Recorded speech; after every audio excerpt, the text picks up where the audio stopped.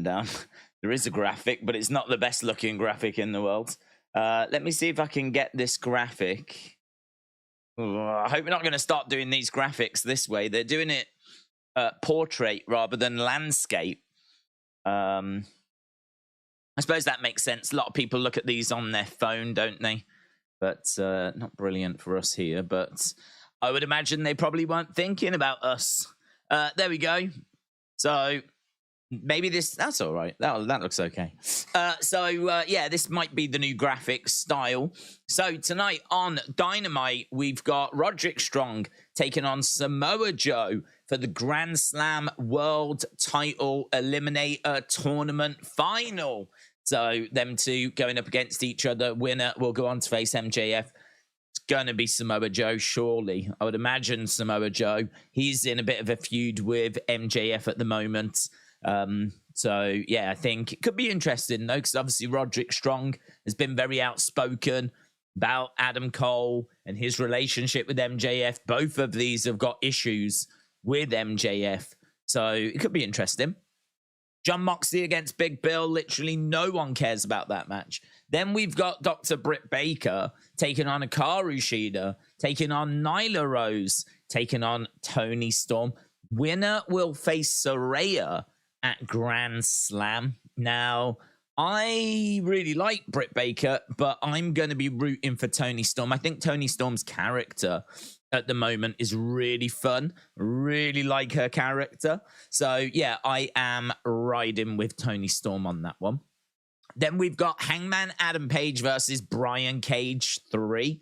I had no idea that they had faced before, but this apparently is their third encounter. I would imagine if we're doing a third one and we're making a big deal out of it, it's probably 1-1 would be my guess. So, and this is like the third one that's like winner takes the feud. So, it could be okay.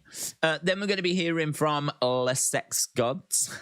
Not me, but Sammy Guevara and Chris Jericho. And also Don Callis reveals his masterpiece, and that is the name of his penis. So that's going to be an interesting segment as well. So it looks okay. It looks okay. I like Samoa Joe. I like Toni Storm. I like Britt Baker. Don't really have any feelings towards Nyla Rose. Sheeta's all right. I don't mind watching a bit of Sheeta. Not a big fan of Big Bill. Not a massive fan of Jon Moxley. Not really feeling what we're doing with Roderick Strong. Brian Cage. He's sort of there, isn't he? Hangman Page is watchable. Don Callis is watchable. Jericho segments are normally noteworthy. So, okay, going into it, there looks like there's summit here.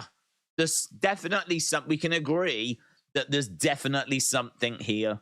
But Dynamite has been a struggle over these past few weeks. It seems like Collision is where the party is, but I can't watch Collision, so I'm not invited to the party, and so we have to kind of deal with this part of the early stage of the party where we're putting the cups out.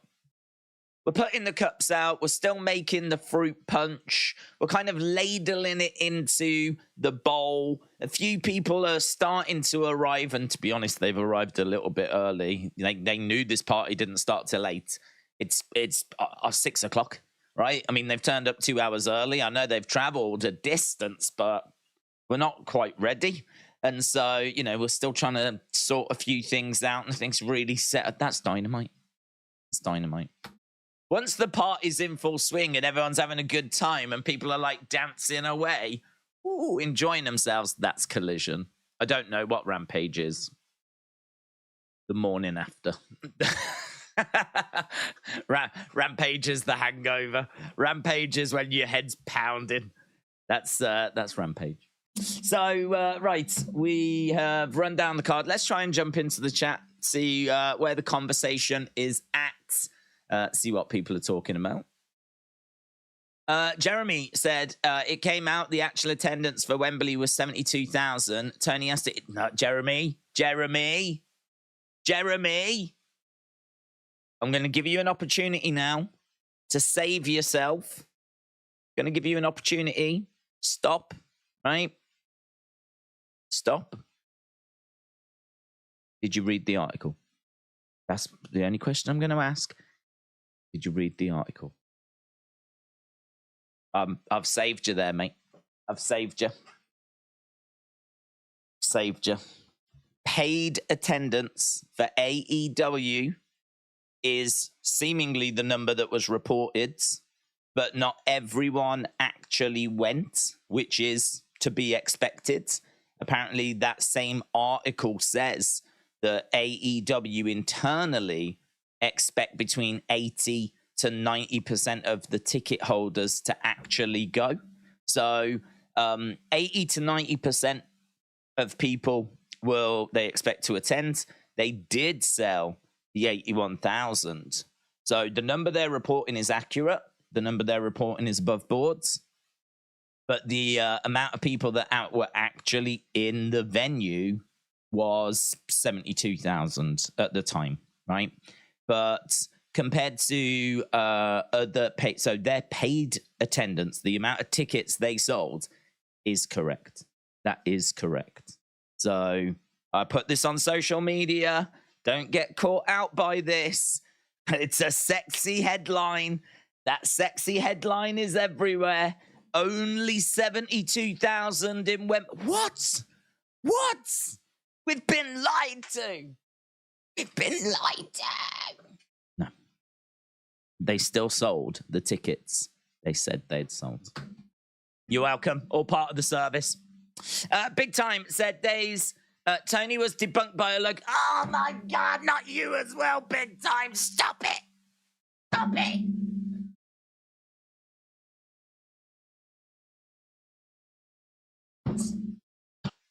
Reading the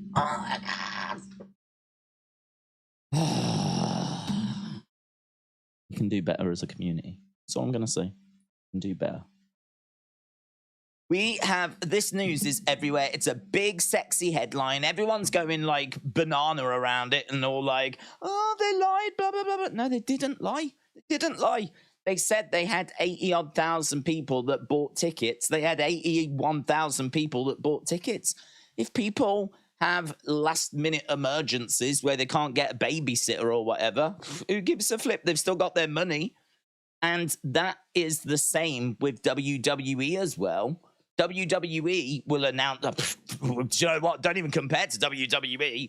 WWE will take, I don't know, 60,000 people pay in, and then all of a sudden it becomes 80,000. You can't even compare to WWE.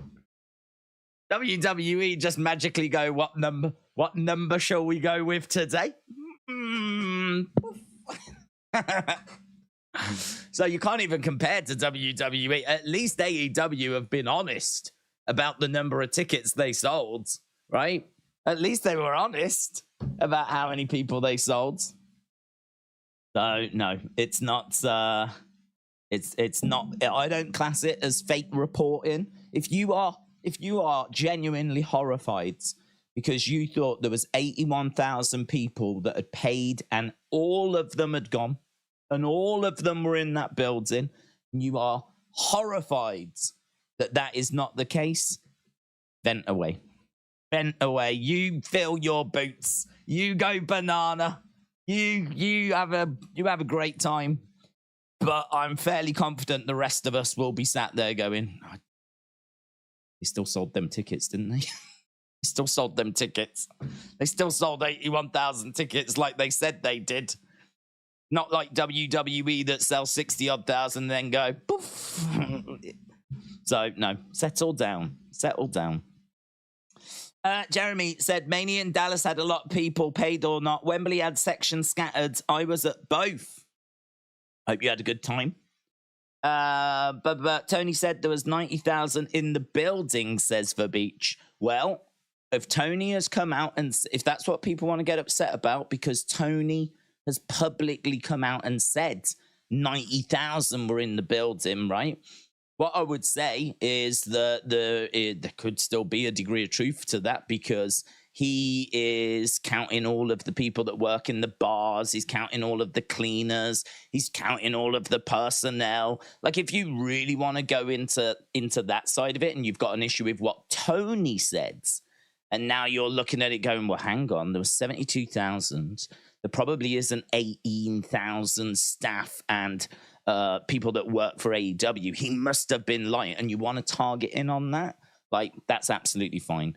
But where people are like getting tripped up is people are now saying that the 81,000 that was publicly stated, the 81,000 paid attendance, right, was a load of rubbish because there was only 72,000 in the room, right? Don't get tripped up by that. Don't get tripped up by that. You're better than that. Better than that. Better than that.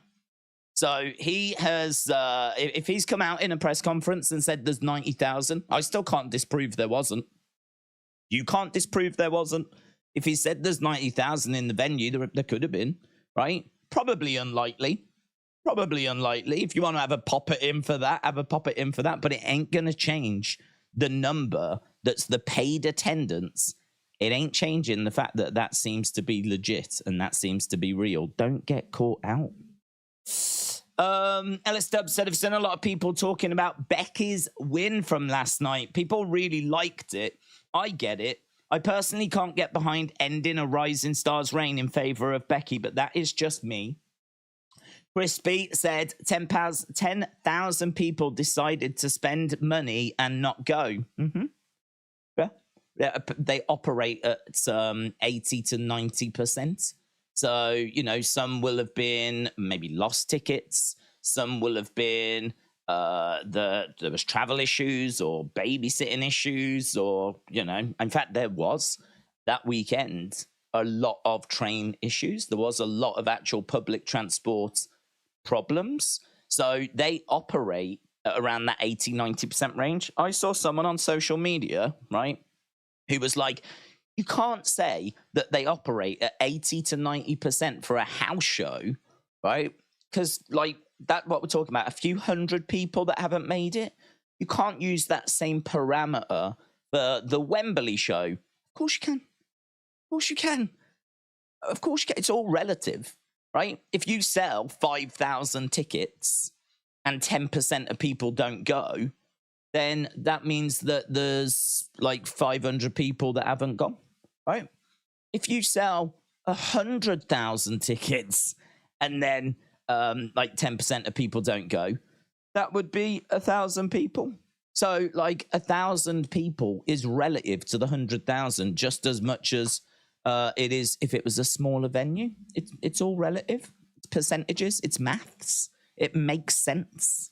But listen, we live in a world where people want to just bash AEW. WWE fans want to bash AEW, and AEW fans want to bash WWE.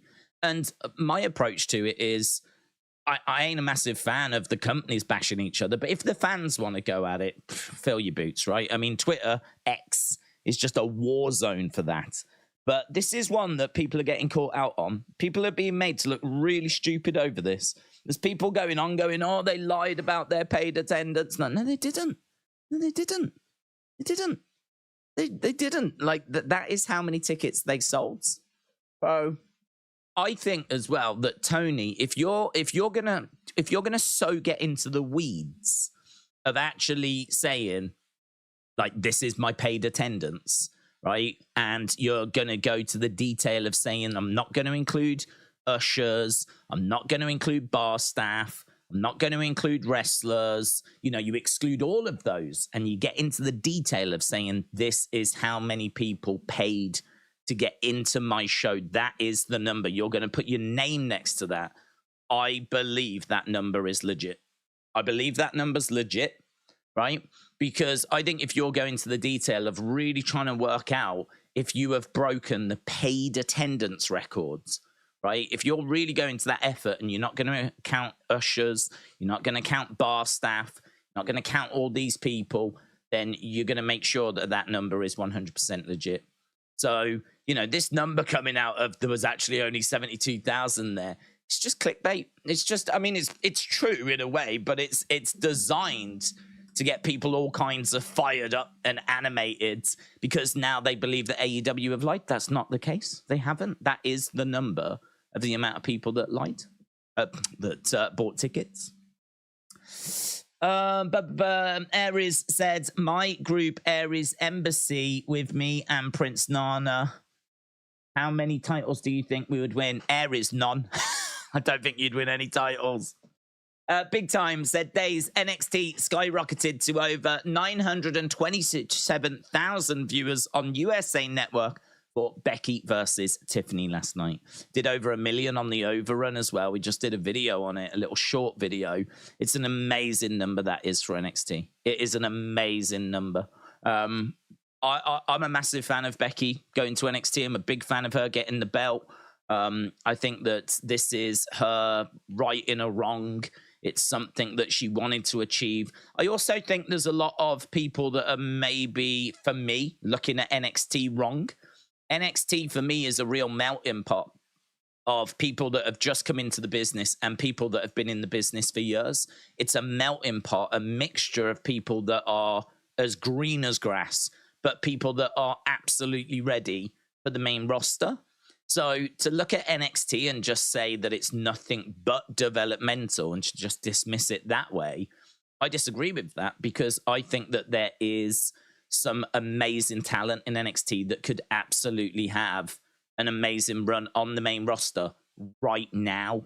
What I will agree with is that it's not going to be the strongest, deepest pool of talent, right? So someone like Becky, okay, she's managed to get past a Tiffany Stratton. She may struggle against a Lyra Valkyria, but we would all expect her to beat a Kalani Jordan, a Jakara Jackson, you know, one of those that's quite green. You don't see too much of them in the ring. We've only seen a few matches out of them.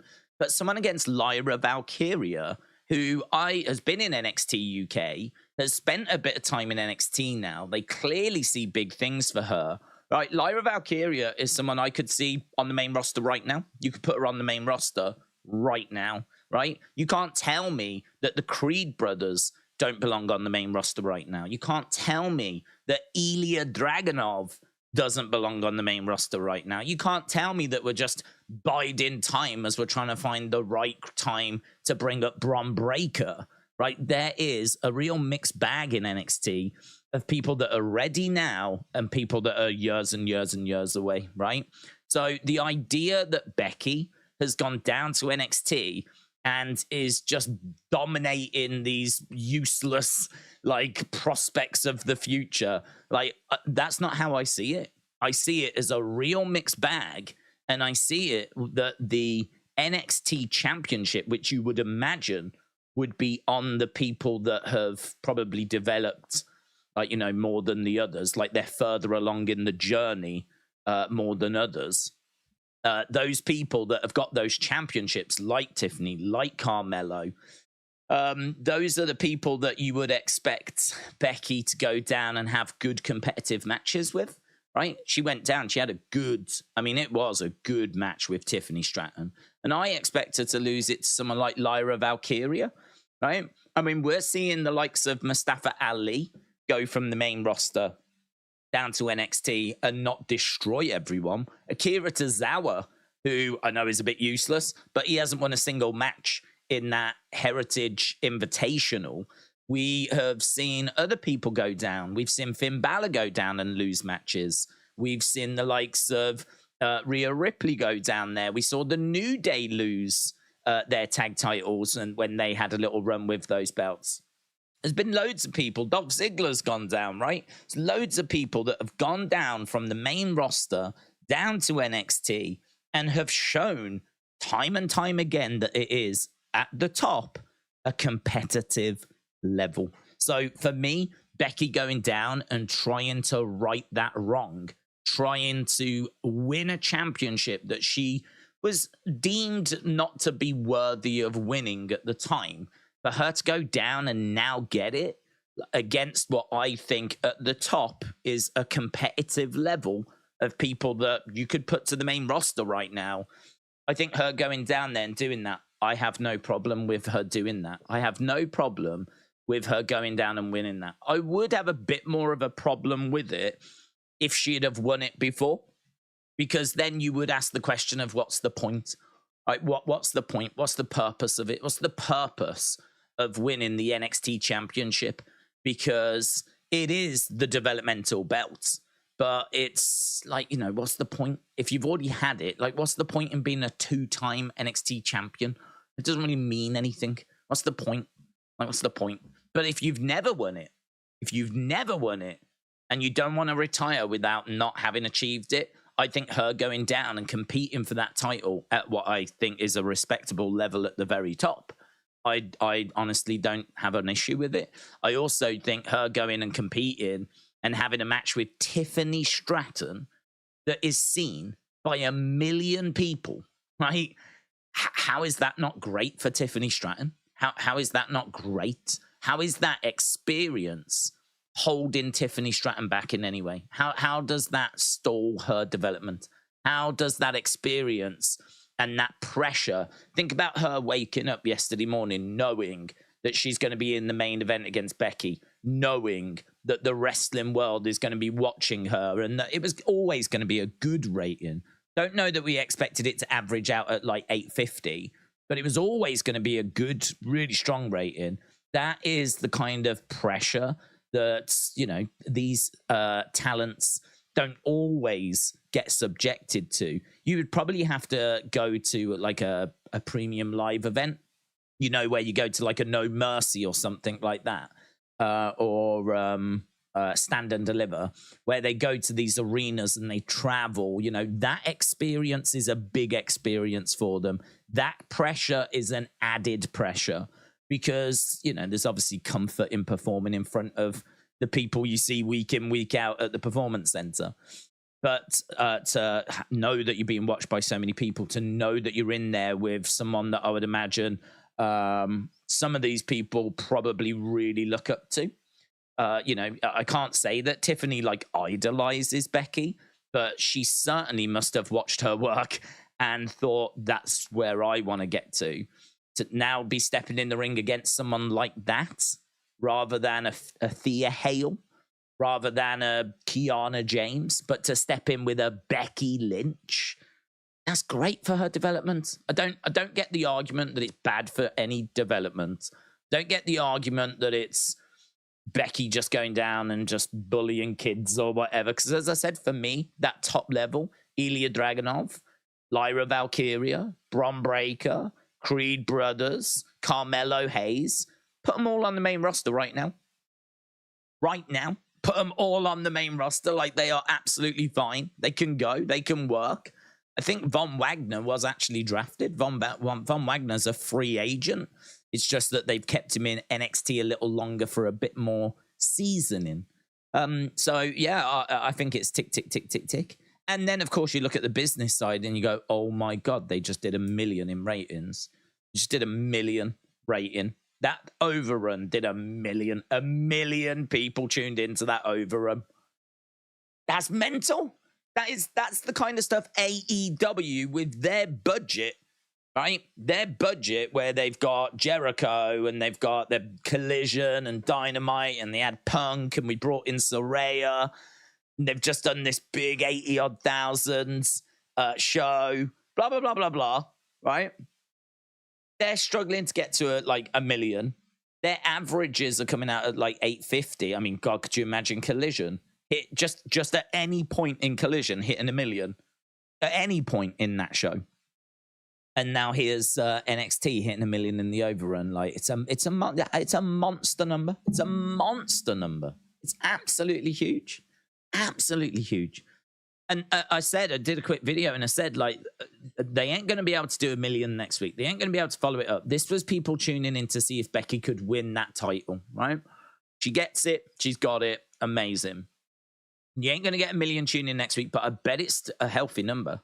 I bet it's a good, strong number as we now continue to see who she's going to feud with.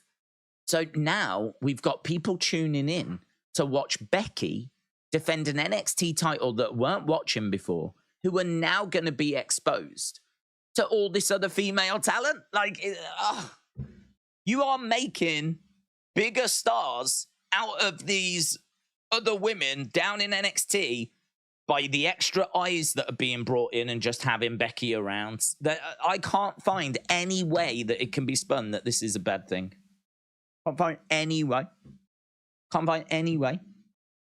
I mean, Tiffany is still going to be in the conversation. She may get a rematch. She had a run with the title. She's involved in a monster match. She's now going to be doing promos back and forth with Becky.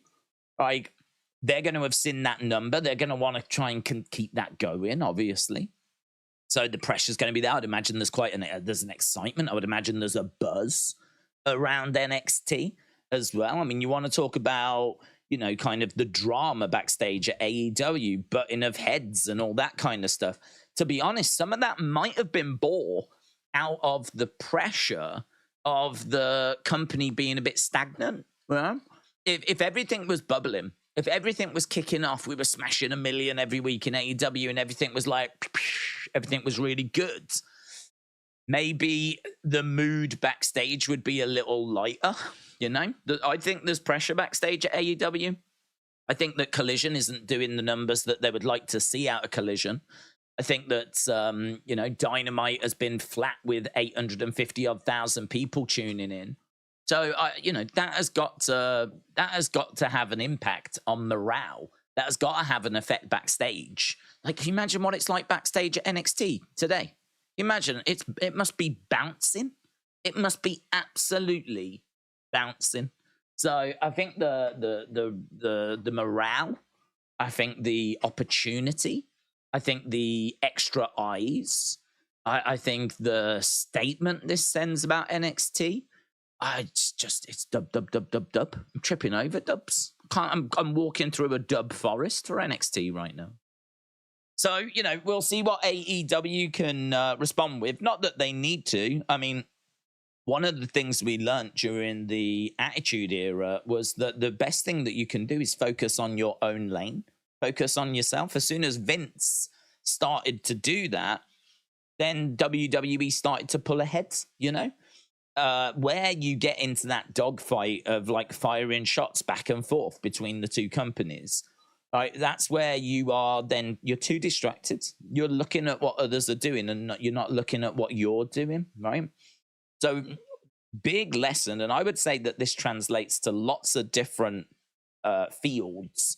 If you've got a business and there's a rival business, whatever, yeah, certainly, you know, make sure that you're aware what your competitor is doing, but don't be taking shots and don't be like getting like super distracted.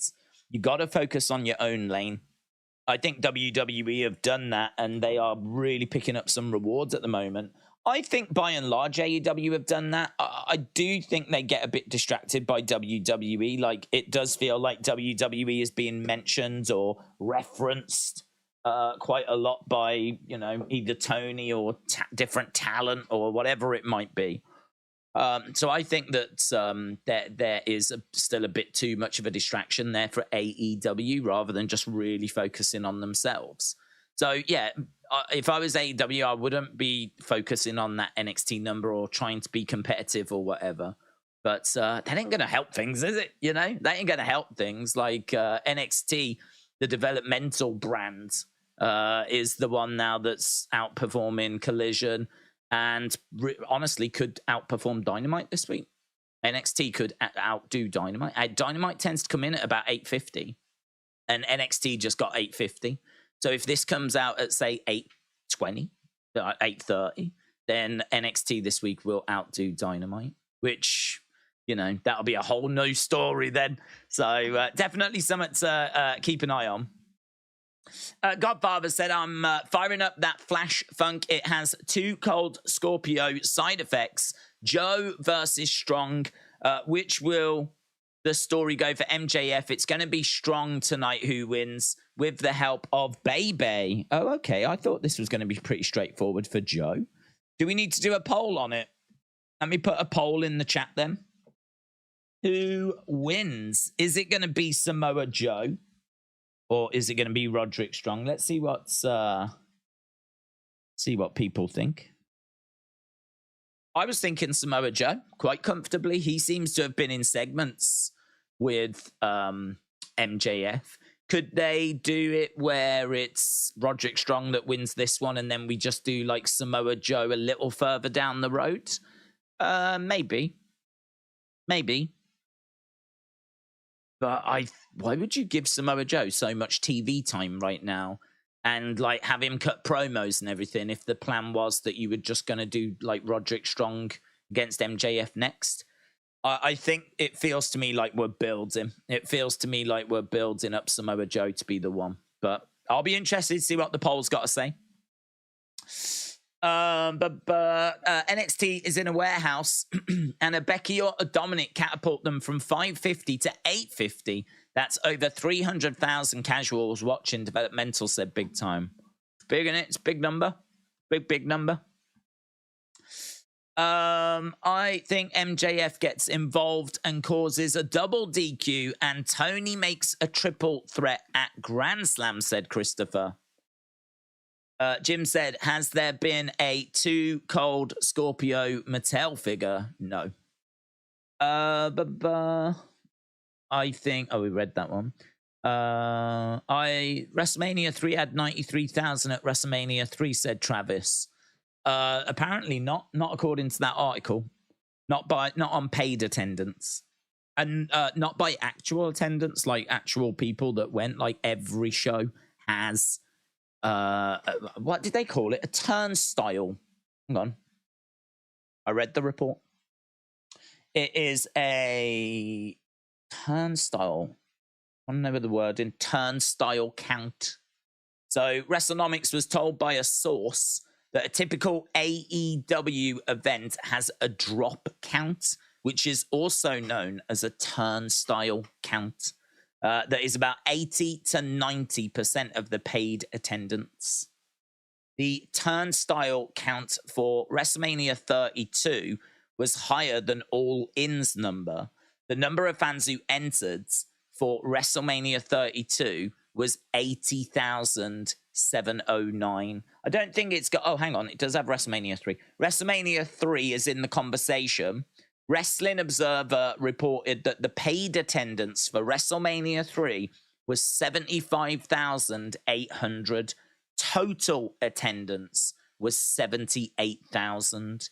If the event was a sellout, the number could be higher. So Wrestling Observer's numbers, and this is where you're fumbling around. This is where it makes it difficult because I don't think the actual paid attended number was ever like put out there, but Wrestling Observer reported at the time that paid number for WrestleMania 3 was 75,800. And we know that Vince inflated like those numbers to the ones that you saw on screen and the ones that were reported. You know, there's a lot of inflation that goes on and has gone on, certainly with WWE in the past. But this is why I think if you're going to be as specific as what AEW were by saying that, like, I think they gave the exact number, like, it wasn't just 81,000, it was 81,035. It was something like that. That rings a bell. Yeah, 81,035. If you're that specific, like, that's the amount of tickets that we sold, I believe it. And to be honest, if there's people out there that don't believe it, they ain't got nothing to base it on. All right, there ain't nothing to base it on. If you don't believe that AEW sold 81,035 tickets, you can't produce any evidence to back that up. It's just a theory that you've got, right? Whereas I don't have to disprove what they're saying because they have put it on screen and they are saying very clearly this number is, paid attended. This is the number. And we're now claiming that we've had the biggest wrestling show paid attendance of all time. I just don't think they would do that if they didn't have everything checked. I really don't believe that. Undercover said, how on earth are people buying 10,000 or 10% not showing up? It sounds like a promoter has purchased a few tickets to help the numbers. I'm not throwing shade, but it's obvious. It's not obvious, is it? It's not obvious. I mean, we know that there's going to be a percentage. I mean, this is just simple maths. There's a percentage of people that aren't going to attend certain shows, right? And AEW, an insider in AEW has said that the number they operate at is actually 80 to 90%. 80 to 90%. So they operate on that for all of their shows straight across the boards. So it doesn't matter that it's 10,000. Like if you're getting hung up on that number because it's a big number, you're not looking at the bigger picture. It's a big number because they sold a lot of tickets, right? 10%, as we said earlier, of 500 would be 50, right? Now 50 is not a big number, is it? It doesn't feel like 50 is really notable. Like 50 people didn't turn up to the show. Yeah, okay, fine. Okay, yeah. Sold 500 tickets, 50 people didn't come. Fine, whatever, right? That's 10%. You're just doing 10% on a larger scale. You're doing 10% to an 80,000, right? So there's no difference between 10% of 80,000 and 10% of 500. It's still 10%. That number is still the same. So rather than focusing on the size of that 10% number, right? Look at the percentage. Look at the percentage of how many people didn't attend, because that is the same, and it's all relative. If you are 80,000 or 500, like, I believe that there would be a percentage of people that wouldn't go. I believe. I mean, there's not a single person watching this that would tell me that everyone that bought a ticket to Wembley would go, right? There's no one would say that, right? You're always going to have people that have got to go to work instead. They've been called in for a shift.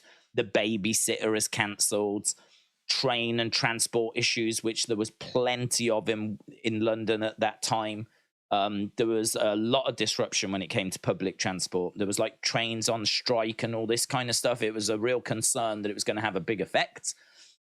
Looking at the actual show, it didn't seem like it had a big effect.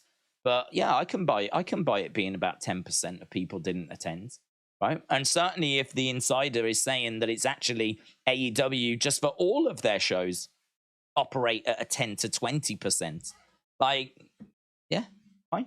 I ain't got an issue with that. Apparently there's numbers as well that WWE operate on something similar. So you're not gonna change people's minds, are you? There's people out there that just want to believe that this was all made up, that there was 50 people in Wembley and they didn't break that record, and that Tony is lying and AEW are just crooks and thieves and all this kind of stuff, and they just want to believe that. But there's no evidence of that. There's no proof of that. There's nothing saying that there's been any lies told or anything like this. It's a report that's come out that has really only come out just to fire up the conversation and fire people up. My message to WWE fans is don't get caught out by this, because you're going to make yourself look stupid. If you go on social media and you shout about how Tony is a liar, and now there's only 70,000 people in Wembley, and they claim to sell 81,000 tickets, and all that, you're gonna look stupid. You're gonna look stupid on social media, right? Read the article, read it again a second time, right? And read what other people are saying, and then make your own mind up, right? Rather than just reading the headline and getting a bit too gung-ho. Trini said, in my opinion, we can't argue the numbers between WWE and AEW. We don't have an official third party that is keeping counts. Alfie said, how does Watch Wrestling work? I am new to it. Well, you go to Watch Wrestling, they stream it illegally from a TV station, and then you watch it, and you hope that it doesn't get taken down. That's how it works. The Beach Kevin said, I've bought events for tickets and I couldn't go several times. That sucks, my friends. I don't think that's ever happened to me, to be honest. Although I have bought tickets for gigs which I have not been able to attend because of like work commitments changing. So I have had that, but I don't think I've ever had it for wrestling. Ellis Dub said, I know people are sensitive over the all-in attendance, but if you watch the show, you will know that the joint was full. The place was rocking, so who cares? Does an exact number count? Well, I think, I agree and I disagree, right? I think an exact number does count, because I think that there is a war that's going on. right? I think we'd be silly to say there wasn't.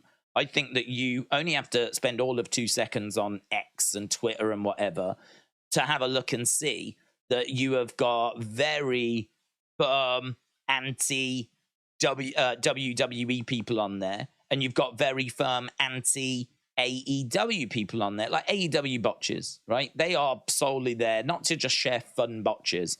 They are there to insult and ridicule. And you know, I mean, all this stuff about like Aubrey Edwards being looking like a horse and all of that. I mean, what is that if it's not bullying and it's not insulting, right? All of that stuff about her being a horse and everything, like that is clearly not coming out of Jape, is it? You know, I understand looking at a botch and going, oh, they messed that up. Oh, you know, they proper dropped the ball on that one, didn't they? I understand like having some fun with botches. I don't have a problem with that.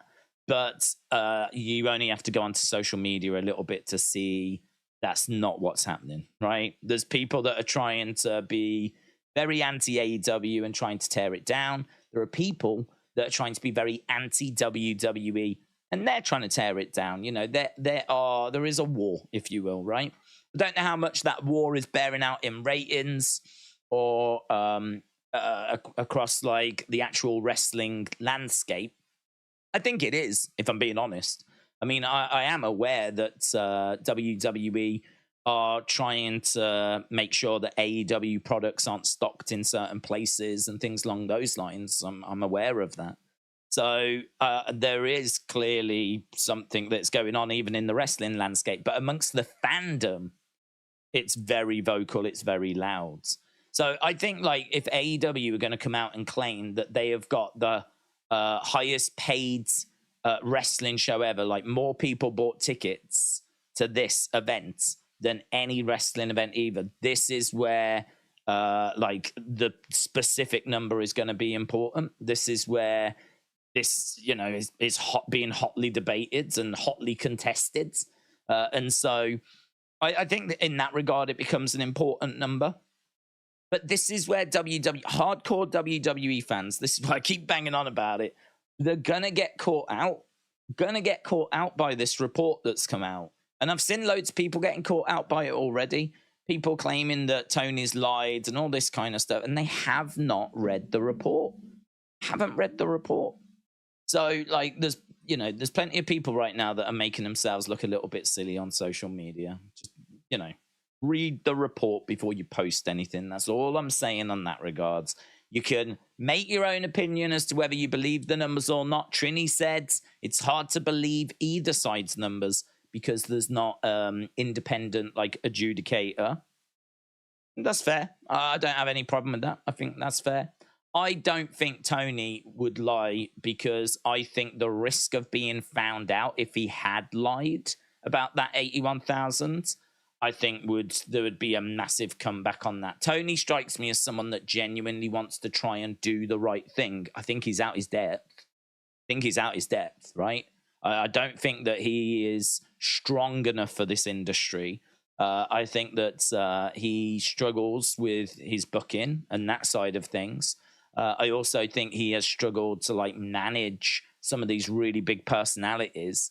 So I certainly think that he is out of his depth. But I think that, you know, the noises that he's made about wanting to like pay for healthcare and the way that he looked after Brody Lee, you know, all of that stuff, you know, he's been very outspoken about some of the tactics that WWE have employed about trying to get some of his talent that was under contract. And they've kind of come and had some conversations which, you know, shouldn't have took place and like contract tampering type stuff. And he's come out and said, like, you know, this isn't cool. And I think that he is trying to do it the right way, actually. I will give him credit for that. I think he's trying to do it the right way. So if he comes out and says that a number is the number for the paid attendance, then I believe that number. You can raise a question, right? You can raise the question. I think this is what Trini might be referring to. Can raise the question of how can they claim that it's the highest paid attended wrestling show when we don't have an independent adjudicator that can inform us of what the other wrestling shows' paid attendances actually 100% were? How can you claim that yours is the highest paid attendance if we don't know the actual factual numbers for the other shows? So, you know, in that regard, I think we could be going off maybe some of the Wrestling Observer numbers that were reported. Like, that would be an interesting. I don't know if anyone asked Tony Khan that question, but that has nothing to do with today's report. This is a conversation we could have had during the live watch along of All In the build up for All In. Like, this conversation could always have happened. Like, how can you claim you've got the biggest wrestling event ever paid attended if we haven't got the information of the other shows at 100% absolutely factually written down? So I don't know if they're using Wrestling Observer ones. I don't know if they've got access to some information that we don't have access to. But again, just to stress, that's a conversation we could have had at any point and not a conversation that comes out of today's report. I went to date a diva. I want to date a diva, says Q the Light Knight. Dean said, how long has a war been going on between both companies? Since it started. So when AEW started, they were obviously trying to get talent, and what WWE did straight away was tie up all their big names to big contracts so that AEW couldn't get a hold of them, right? You are basically preventing AEW from getting talent, right? So in that regard, you know, my understanding is that WWE was having conversations with the various channels that they knew to try and make it hard for AEW to get like TV deals and to try and like prevent them on that front. They were trying to prevent them from working certain venues. You know, my understanding is WWE said, if you carry an AEW show, you can't have a WWE show. We won't come back to this venue. Like, we will come here a few times a year, but we won't come at all if you like carry AEW. Like, my understanding is that those conversations happened as well. As I said, I am aware of them having conversations saying if you stock AEW figures, then we're going to make it hard for you to get like WWE stock in and all this kind of stuff. Like, that kind of stuff was happening right from the get-go. They were trying to stomp this thing out from the start. This isn't a bad thing. I'm not saying it might not be ethical, but this is the business world. Like, this is the world. There's companies doing this sort of stuff all every hour of every day, right? You know, think of what like Coke and Pepsi do as they're like trying to outdo each other. Think about Wendy's and McDonald's and what they do as they're trying to outdo each other. Like AEW and WWE trying to outdo each other. It's no different to any other you know, fields. So yeah, I don't think that is a problem personally. I just think it's business. Business is business. And so there was a lot of that went on. So right from the get-go, right from the start, as soon as AEW started, these kind of games were being played. And then, like, you know, there was a lot of shade being thrown right by the start by AEW saying that they were going to be wrestling. They were going to reach out to the lapsed fans. They were going to be sports-based entertainment. They were going to be a different product to what you saw with WWE. They were trying to get those fans that loved wrestling and didn't feel like WWE served them anymore. You got to say, there's a lot of fans out there, surely. Because back in the day, the TV ratings for WWE were a lot higher than they are now. A lot higher. So where are all those people gone? I mean, the truth is, I think there's still a lot of fans, and I think they just consume the content in different ways. If there was no internet and the only way that you could watch stuff was through certain number of TV channels, we know that WWE's ratings, AEW's ratings, everyone's ratings would go up. We know that the fact you've got so much choice and streaming platforms and internet and video games that have advanced and whatever, we know that all of that stuff massively takes away from the current wrestling landscape. So, yeah, you know, it's they're battling for ratings. Obviously, we had NXT and AEW go up against each other on a Wednesday night, that really intensified things. So not only was there a battle for contracts, a battle for venues, a battle for like getting merch on shelves and all that kind of stuff, but there was an actual, like, both shows are on at the same time when Dynamite first started, going up against NXT. And so week after week, we would see both of the show's ratings. But it became apparent very quickly that AEW was just trouncing NXT. It was destroying NXT. You know, it really was kicking it all over the place.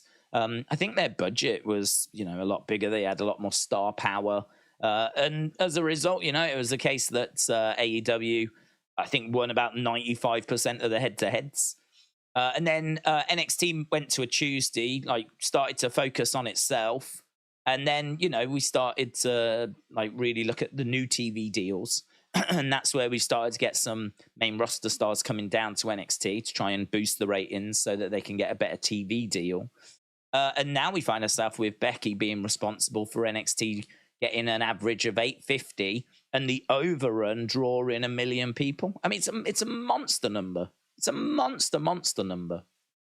But this, you know, the two fandoms, if you will, they've been battling right from the very beginning. Like, everything is contested. Everything is contested. And everything will continue to be contested. Because I think that this whole thing, both sides could have played this down. It's not really in WWE's benefit to play it down. WWE playing it down doesn't, you know, all you're doing is you're saying to your fans, it's all right if you want to go and watch this other product. Like, we don't mind. So WWE going hard at AEW was always going to be the case. That was always going to be the case. But AEW didn't need to choose the tone that they chose. They didn't have to respond by going hard at WWE, you know, breaking thrones like Cody did. And, you know, all the little digs and little shots that have been taken over the years. That was a choice that AEW made to go with that tone. I think because they wanted to pick up those lapsed fans. They wanted to show that they were not WWE. They were standing up to WWE. And I think that became part of their identity. But all that did was it just fueled this war even more so. And so, like, you know, now there's a lot of celebration when AEW fail. When AEW fail, there's a lot of WWE fans that celebrate the fact that they failed. You know, again, this is why that number for AEW All In, that's why that number is being so hotly contested and why this report is doing the rounds, because there's plenty of people that are ready to jump on AEW as soon as they can. As soon as they can jump on something, they're on it, you know? So, like, yeah, this is something that's not going to go away, though, you know? Both sides have positioned themselves where they've positioned themselves. And there's too much water under the bridge now for them to really make up and change. The only thing that would change it is if they did like a mega show together, which isn't going to happen. But if they did a show together and they started working together and they showed that actually we're on the same page now, there's no need to choose, that would change it. You'd still have people that are like, nah, I'm not watching that. You know, there would still be people that would have picked their sides, you know. But the masses, at least them, would know that it would be acceptable. You can watch both, kind of a thing. But yeah, there's a good chunk of people that choose one or the other. Days, it's not like AEW crippled NXT. It was AEW winning every week, but not taking people away from NXT. Yeah, but they beat them in the ratings every week. But if they combine viewing figures for every country and shows, I think we know that WWE would wipe the floor due to it being a legacy brand. AEW is playing catch up slowly. Greggy said Triple H called AEW a P-Ant t-shirt company. Then Khan whooped and sent NXT back into Tuesday. Triple H said congrats for beating developmental. Triple H talked and then backtracked. James said AEW is more like WWE than WWE is. Days, do you think Raw doing a bad number had an influence on NXT? What are the chances Dynamite gets a bump from Raw? Oh, I don't see any connection.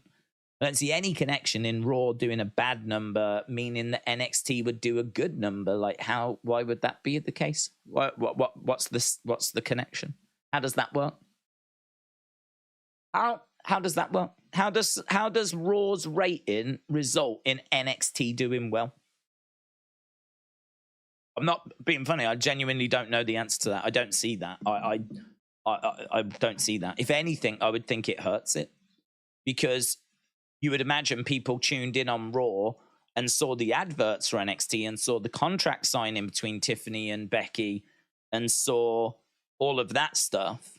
And so then you've got people that are like, oh yeah, I need to watch that tomorrow. That looks good. But you didn't have that because you only had 1.3 watch Raw. So you didn't get that exposure for the Becky Tiffany match from what should be one of your big main drivers. Like, you know, only 1.3 million saw it. I've got to think that hurt NXT, not helped it. As Bassett said, it was good strategy for AEW. Constantly being compared and linked to WWE makes them look legit. If you heard, I was in a handsome contest with Brad Pitt. He might win, but it still makes me sound good. Just AEW part I want to sell out, not the other platforms. I do like that comment from S. Bassett. I think that's really good. That's very good. Saying that, like, you know, just meant, but I would counter it by saying that they didn't need to position themselves as being anti-WWE. You know, they have took shots at WWE. It's a little bit like me not being in a beauty contest with Brad Pitt. It's like me being in a beauty contest taking shots at Brad Pitt, saying that Brad Pitt's actually ugly and no one likes Brad Pitt. People need to come and check me out because Brad Pitt sucks. So I get what you're saying. Just by mentioning Brad Pitt and putting myself in the conversation with Brad Pitt is going to obviously, you know, achieve something. It's going to achieve some sort of perception. Just hearing those two being linked, you know. So I definitely get that, but I still think that they could have achieved that and changed their approach as well. You know, they could have shown a lot more respect to WWE, even if WWE weren't respecting them. I think that you could have garnered sympathy from WWE fans. You could have actually spoke about WWE in a glowing light and what they've achieved, and you could have made it easier for their fan base to want to support you. I could see if they had been sympathetic with WWE, I think that a large part of WWE's fan base would have been like, nah, they're all right. Leave them alone. They're all right.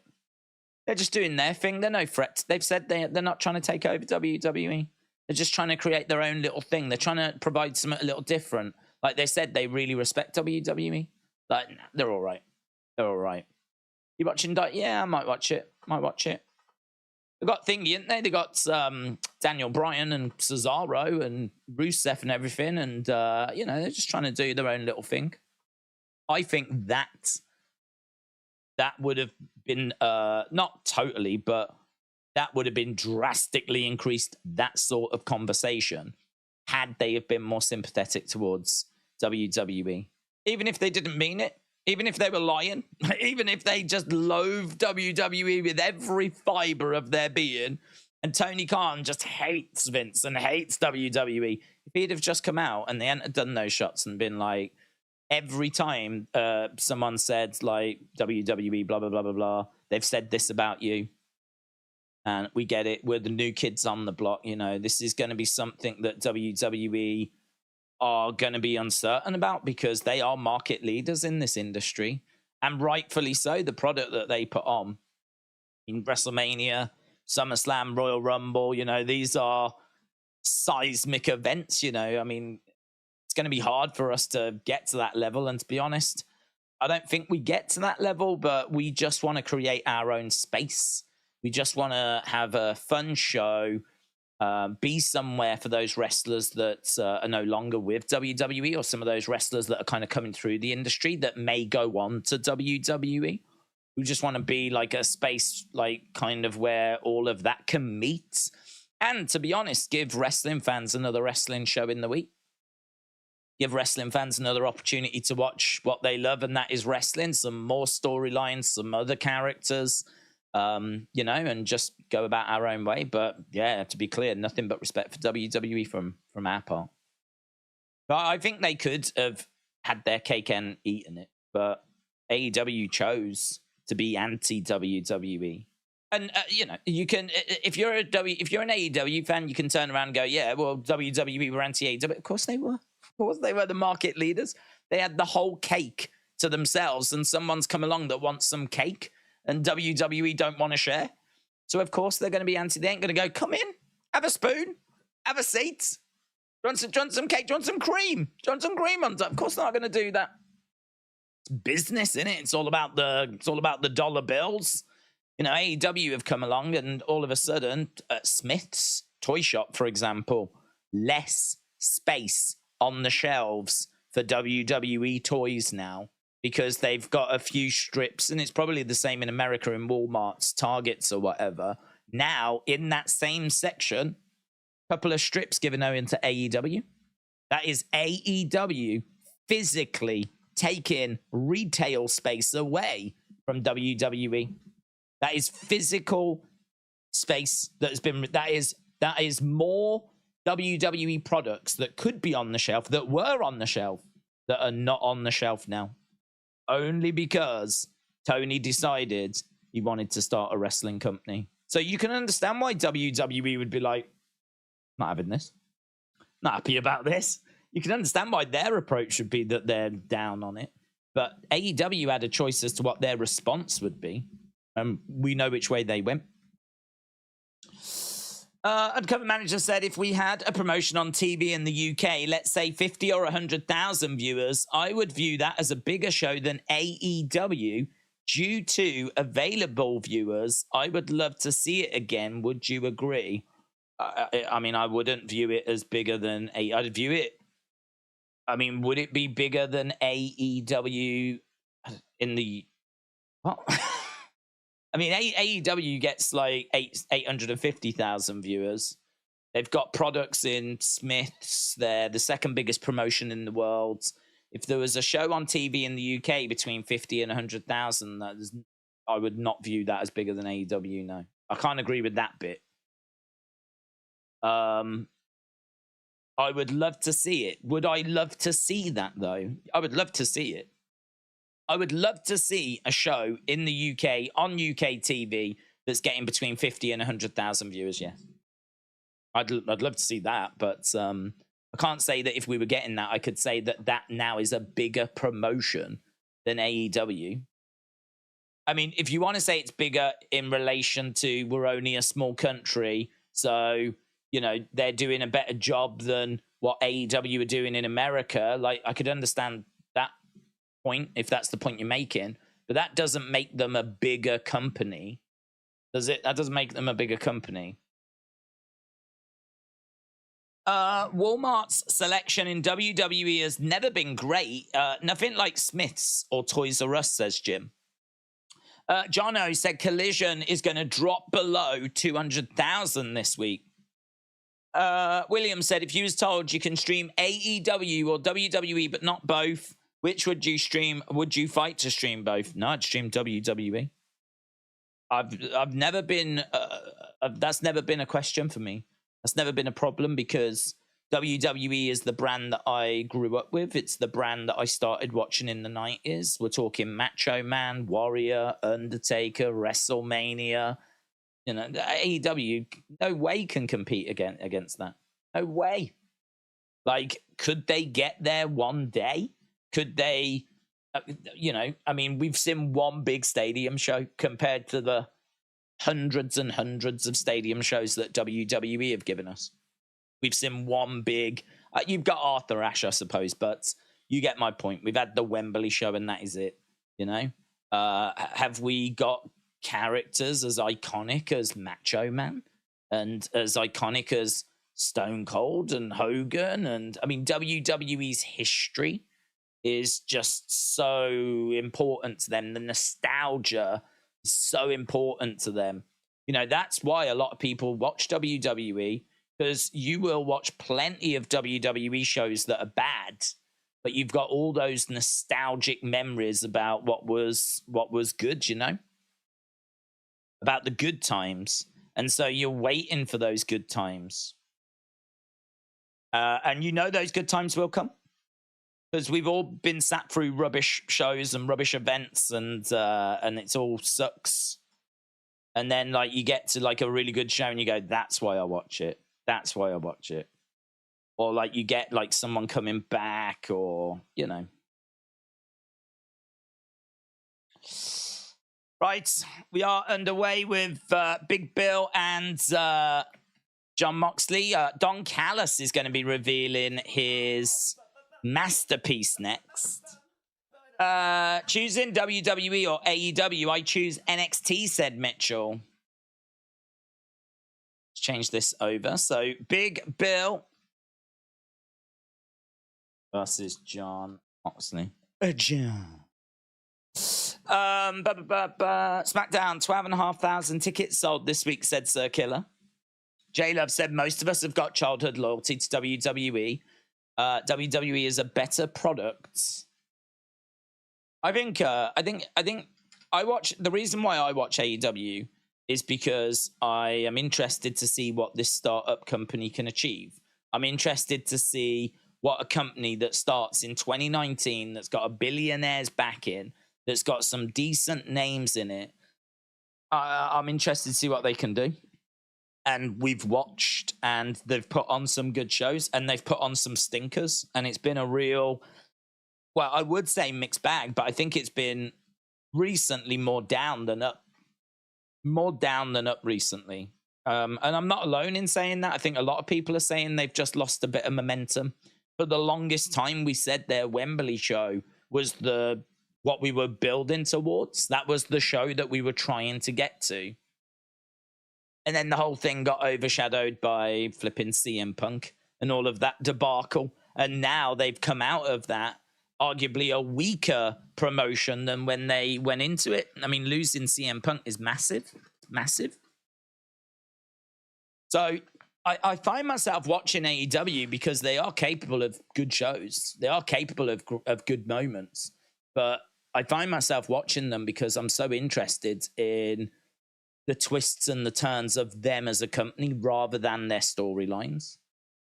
To be honest, for the longest time, their storylines just, I don't know, they weren't existent, or they weren't resonating. But their drama of, what ratings are they getting? What's happening with the ratings? How many tickets are they selling? What did their main event match generate? Like that, the business side of it, the backstage drama, the Elite and CM Punk fallout, the brawl in the locker room, that press conference, all of this kind of stuff. And obviously Jack Perry and CM Punk recently. The announcement of Wembley that, I don't think anyone saw that coming. Wembley Stadium, when this company their biggest show was 20,000, and then they announced Wembley that's like 80, 90. I mean, do you know what I mean? Like, all of this stuff has just been, you can't help but watch what they're doing when you've got all of that noise going on. You've got all of that going on, So I watch it for that reason, and there is, good moments, good shows that are in there as well. Big Bill with a sidewalk slam there, and goes for the cover. Moxley is bleeding again, and there's quite a bit of blood here. Ricky Starks is at ringside. Big Time said there's 2,500 at the show today. There's 5.6 for next week's Arthur Ashe. The momentum has stalled. Yeah, but what I'm interested in watching now is I'm interested in seeing how are they going to get that momentum back? What do they do to turn this around? Because I think we all put ourselves in Tony's position, and we're all like, God, what would we do right now? I think that a lot. I think, like, what would I do right now? If I was Tony, what would I do? You would want Mercedes. You would want to try and get Edge. You would want to try and get, obviously, the bigger names that you could. You would need to get some good stories going. I think Danielson moving to Saturday and spearheading Collision is, a step in the right direction. I certainly can't sit here and say that it's going to do much for ratings, though. Because I just think that time slot is a hard time slot. But then again, you ask the question of, okay, so what do you do? You're Tony, what do you do? If anyone's got ideas, feel free, man, to put them in the chat. What do you do?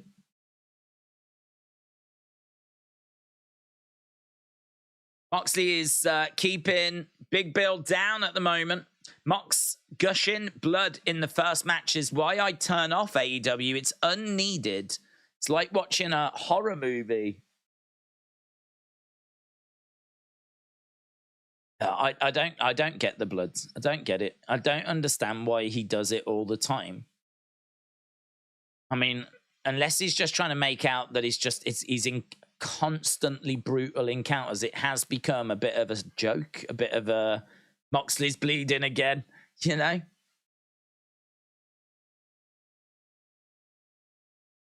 Moxley gets pushed onto that top rope and he goes into the ring. Ricky Starks interfering.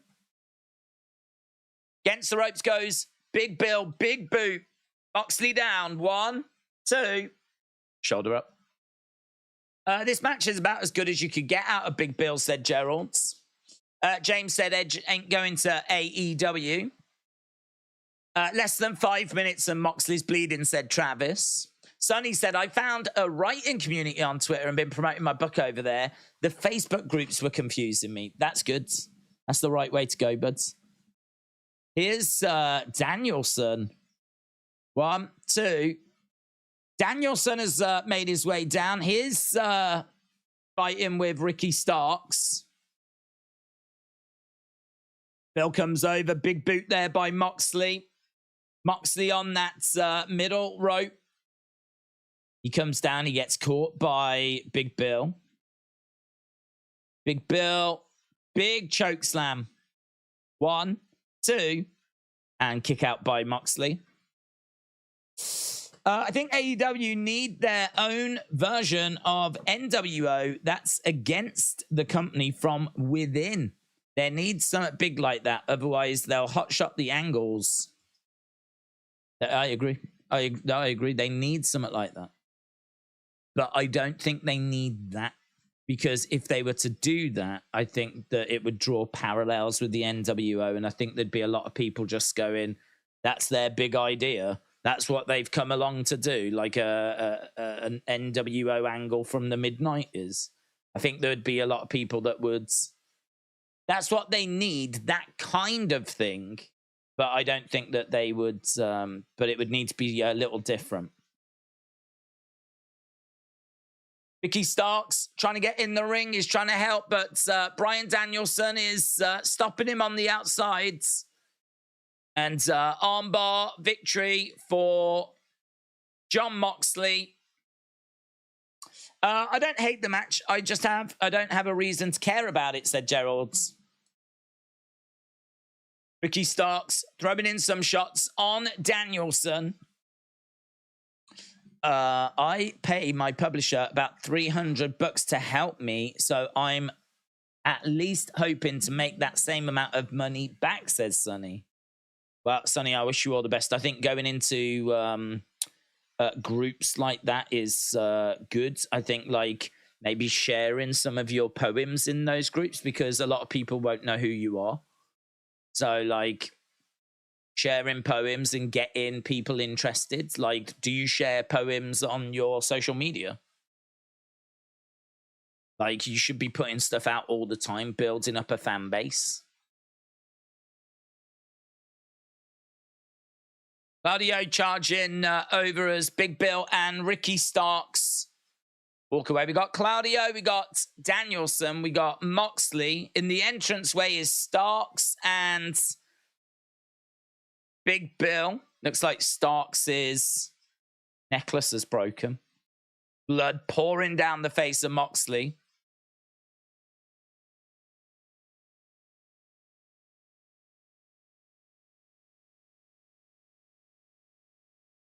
Moxley against Ray Phoenix next week for the AEW International Championship.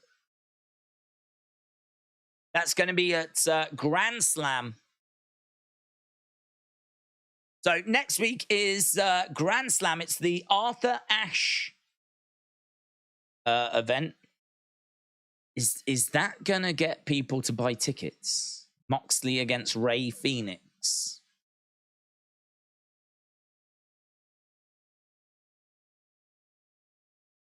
We're backstage with Renee. Is with Roderick Strong and the Kingdom.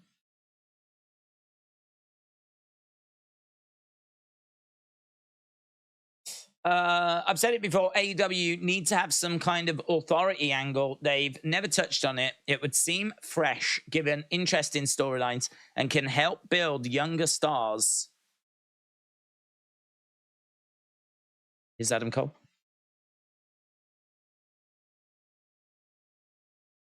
Joe could break your neck. Adam Cole has come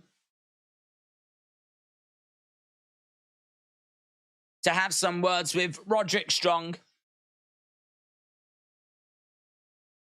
Roderick Strong said, "You shouldn't worry about me. You need to worry about Max." Roderick Strong calls himself a wrestling legend.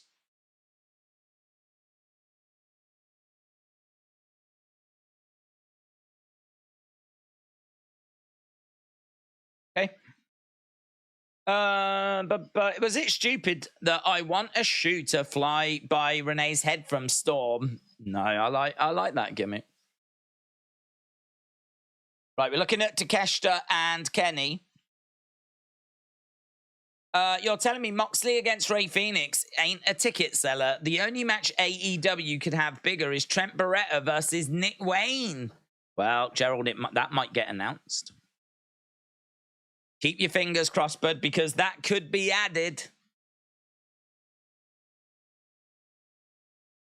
Seeing that Takeshita got a win. Now it's the Don Callis segment.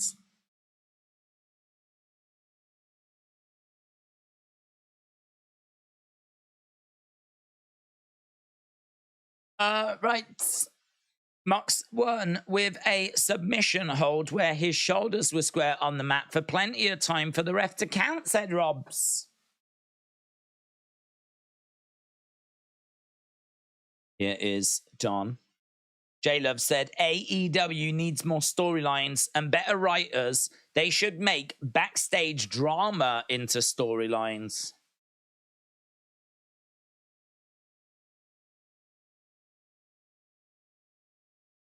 Keshta making his way down to the ring with Don Callis. He's going to unveil his masterpiece. There's a painting in the ring.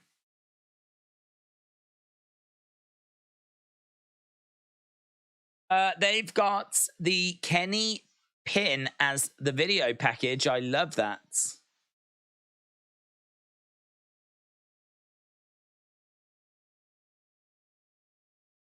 Get the welcome that I'm sure you expected. Don snatches the mic off Tony.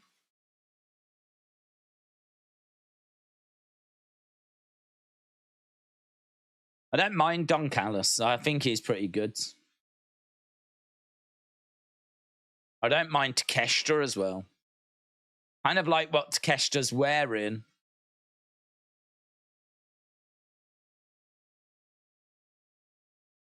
When you're the top wrestler in the promotion, they call you the ace.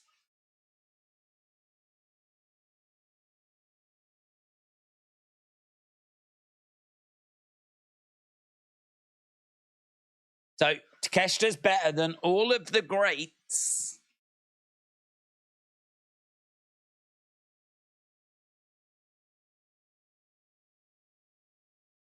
When you beat Kenny twice,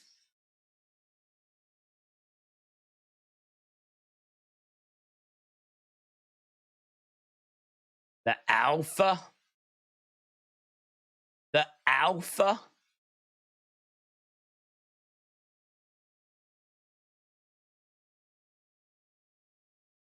Takeshita is now the alpha. I don't mind that.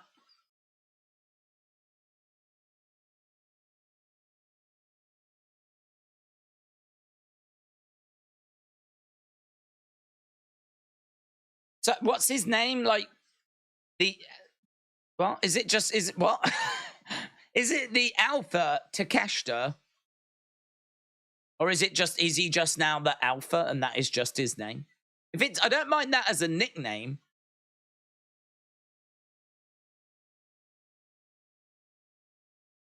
The Alpha.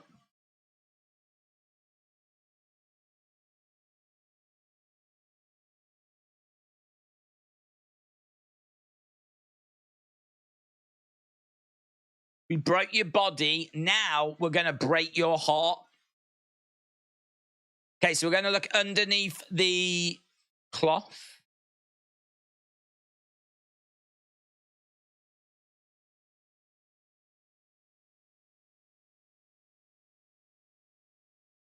This one is going to kill you, Kenny.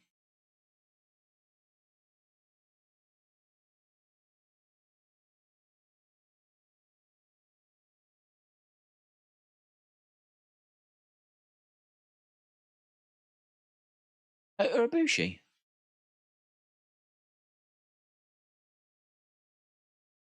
What? Kota Ibushi is going to be the next target.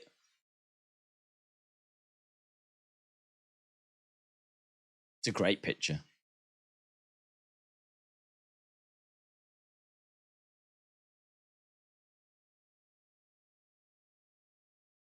We're going to butcher Kota. We're going to burn him.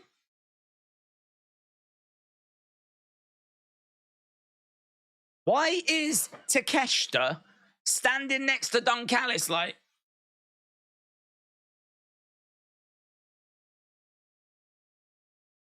Do you know what I mean? Like, why is he not standing there like? You know what I mean? Like, oh. Instead, he's like.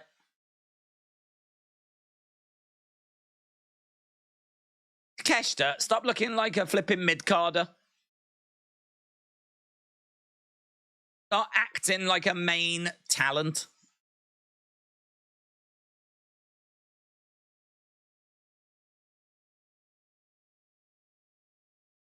Takeshita is given some flowers. He shoves them at Tony. Like the picture's kind of cool. If you was going to target someone, would you go on TV and announce it? I wouldn't. I wouldn't. If I was coming for someone, I wouldn't go on TV and go, oh, by the way, I'm coming for this person. Right, we're backstage with Danielson, Claudio, and Jon Moxley. Mitchell said, some of us believe we check for our phone, wallet, and keys. Don checks for his wallet, phone, keys, and a screwdriver. Yeah. Just drove that into the painting. That's it, doesn't he? Love screwdrivers. Perhaps he's really into DNA. I don't know. I'm going to need to flesh out Don's family soon, because right now his family's like a single dad. Undercover manager said, gonna need to flesh out Don's family soon, because right now he just looks like a single dad with an adopted child from Japan. Need a few more people. That is how it looks, yes. Phoenix stepping up to Moxley. We've got Kingston stepping up to Claudio.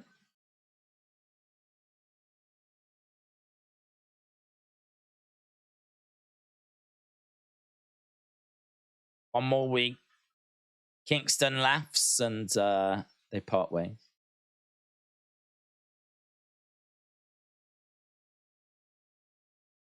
Okay. Go to commercial break. Chip Freshly said, my AEW storyline pitch was based around the Sammy Guevara backstage drama with Andrade and Eddie Kingston. They feud over who gets to kick Sammy's butt. Butch to AEW, said Boomers. How are they gonna target a dude that's not signed to AEW, so isn't technically, Undercover Manager said, how are they gonna target a dude that's not signed to AEW, so isn't technically going to show up on shows. I'm a bit confused by that one. I feel like I've missed something there.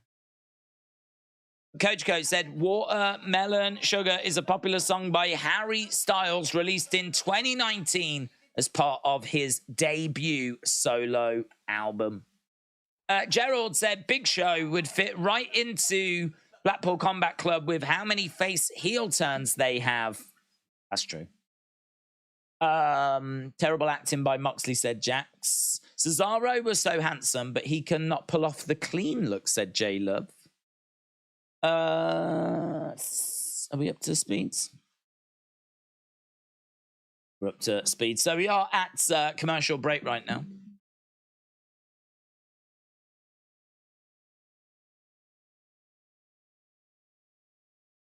Yeah, not the strongest episode so far. I'm not a Moxley fan anyway, so that ain't a match that I was, I ain't bothered by Moxley. I ain't bothered by Big Bill. And that's obviously been the bulk of this episode. Didn't mind that last segment. I like Don Callis and I like Takeshita. I think Takeshita can be a good star for them, a homegrown star for them. I think he's someone that is solid in ring. He's been involved in some good action. I'm interested to see where his story develops. But he doesn't look and promote himself like a star. Don Callis is the one that's doing all the talking and putting over Takeshita, because obviously Takeshita would struggle to do that. Very bare minimum that he should be doing is standing looking like a star. Like, really getting himself over instead of like biting his nails and stroking his chin. So, yeah, you had one job, Takeshita. You had one job. But I like the Alpha nickname. I still think that he'll go on to achieve great things. They're clearly getting behind him. And I am interested to see where it's going to go. Big Time said Moxley defended the title against AR Fox on Dynamite last week. Then Andretti on Collision. Then Big Bill next week. It's Ray. We're just doing an OC title run. Courtney said the Blackpool Combat Club need to make their minds up if they're heels or faces. Why doesn't Don Callis recruit Big Show? He could do with extra bodies, as I said earlier. Big Show has done next to nothing on AEW TV. Why not use him? I reckon him on TV could boost viewers, says Undercover Manager. Right, we got OC, we got Hook.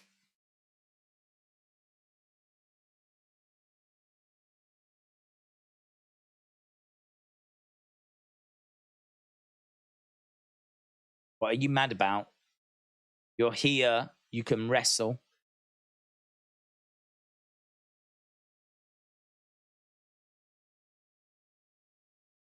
Fist bump. And you're doing okay. Orange Cassidy says he's still so tired.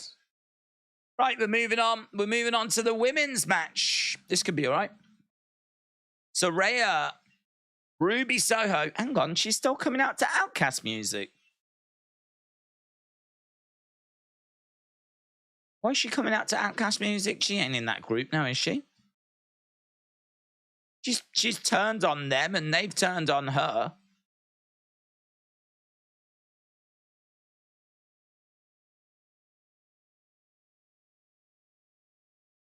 Tony is making her way down to the ring.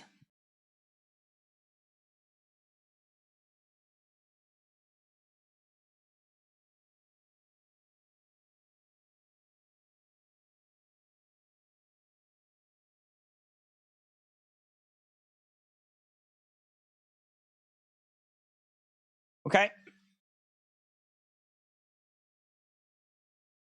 Haru Shida is making her way down to the ring. Mitchell said, if I had to choose one major issue with AEW, it's that they don't let things breathe and they overbook the shows. WWE AEW fan said the hottest AEW women's wrestler is Toni Storm. Toni Storm needs to get to be a heel on her own, said Travis. that wasn't me taking a shot or anything. I genuinely thought she had left the group. She's obviously cost Ruby the other week. They kind of came to blows at the Wembley show. She's certainly not acting like one of the members of the Outcasts. I legitimately thought she'd left. I thought she had already gone. So I was surprised to see her come out to like Outcast intro music and Titantrons and everything.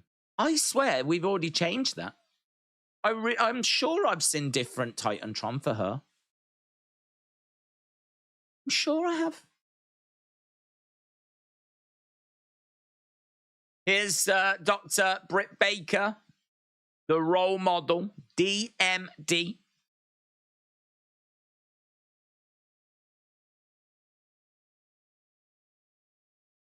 Someone who's gotten buried is Nyla Rose, and she's one of my favorites, said WWE AEW fan. Big Al said, I need to sit front row at this show. I'm worried I might catch some. Look at the state of him. I need to sit front row at this show, but I might catch some. Look at the state of him. Oh, okay. I just saw what you was on about. I didn't know what you was referring to, but there is a guy in the front row that's got like a mask on. That's a serious looking mask as well, isn't it? That's not just like one of those that you just put over. I mean, that could be like cosplay level, you know? Tony on the outside. Okay, shots coming in by Britt and Hikaru Shida. Nyla Rose goes against the ropes. Double clothesline. Down goes Britt and down goes Hikaru. Tony comes in. Jumps in front of Nyla Rose and starts posing away.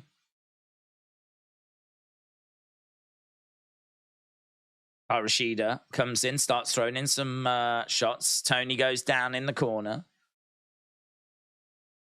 Nyla gets drop kicked to the outside.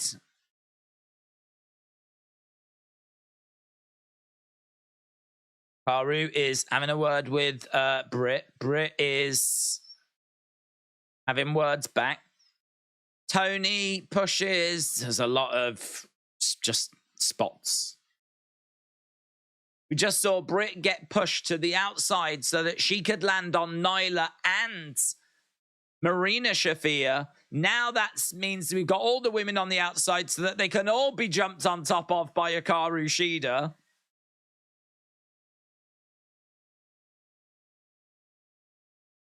We're going to find out picture in picture.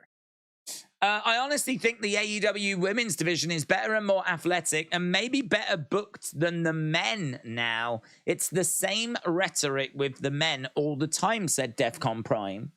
John said Tony needs her own music and something different from her original since the gimmick change. Aubrey said this match doesn't have enough women in it. More women. Slam by Nyla. In comes Britt. The sex gods still coming up tonight.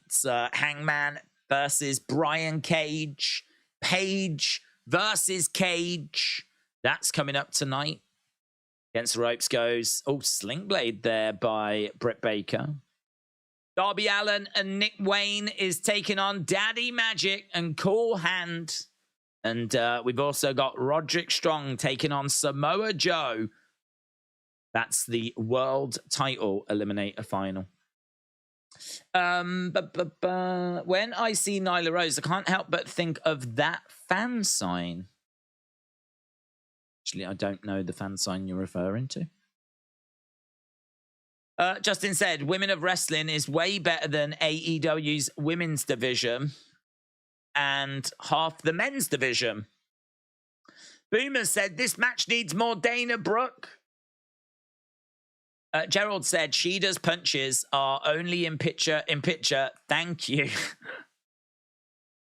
Shida having some words with Tony Storm. Aubrey is the ref for this. She was just talking to her and then she just kicked her. Now Shida is grabbing Tony, hurling her over into the middle turnbuckle. Nyla Rose throw in. Britt Baker over the other side. Kicks coming into the midsection. Stomps coming in by Toni Storm. I watch WoW on Saturdays instead of Collision, said Justin. Kashawn said, would you be interested in SmackDown being 3 hours? I mean, if we get it, I'll stream it. But I think one of the big criticisms of Raw is that people want that to go down to 2 rather than stay at 3. I think if you was to ask most wrestling fans, would you rather Raw be 2 hours or stay at 3? I think that 2 hours would win. Because one of the biggest criticisms, and even Triple H has said that booking that final hour, it's tricky, it's hard. Booking a 3-hour Raw every week is a difficult thing to do. 2 hours is a good length for a show because you can build something up at the start and pay it off at the end. And you've got enough that can kind of keep that momentum going. But have something at the start of Raw that pays off like 2.5 hours later, that's a long time to try and keep people around, you know? Saraya is going to face the winner of this match next week. But if they made SmackDown 3 hours, then of course we would do it. We would stream it. Tony charging over, collides into Nyla Rose. David said Shida was out injured and she punched an empty paper bag and she broke her wrist. Marina who? Do you know her? Marina Shafir on the outside. She was one of the 4 MMA horsewomen. She was in WWE. He's Roderick Strong's partner. I think wife. I think they're married. You know me. Pinned by Shida on Toni Storm. Tony rolls over. Now we've got Shida and Britt Baker working on Nyla Rose. Nyla Rose planting. Britt Baker picking up Shida. Shida reversing. Nyla rolling up Shida. 1, 2. Kick out by Nyla Rose. Shida against the ropes. Knee to the back as Nyla Rose goes down. Nyla Rose trying to get back up to her feet. Kick coming in there by Shida.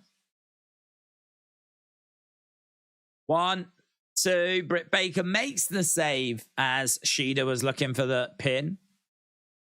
Britt against the ropes. That went wrong. She went for a stomp, but Shida kind of collapsed down. Tony got the win, though. Tony gets the win.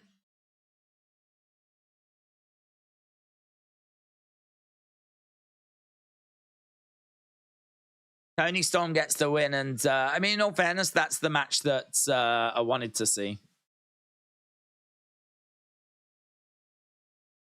Oh.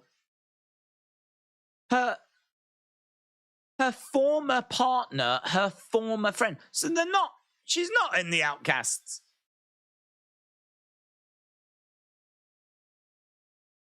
Shida is mad at Britt Baker.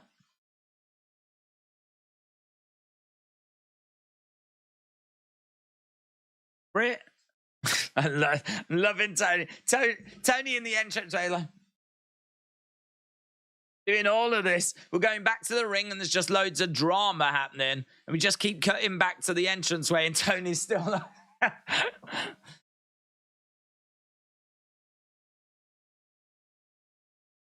Okay, so Saraya against Toni Storm.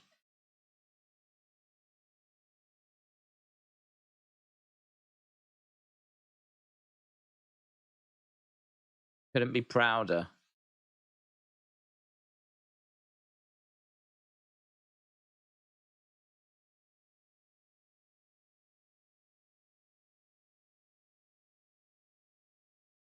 Tony lost everything to me.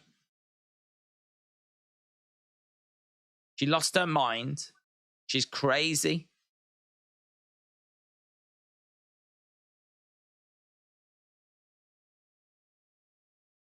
She'll lose the match at Grand Slam as well.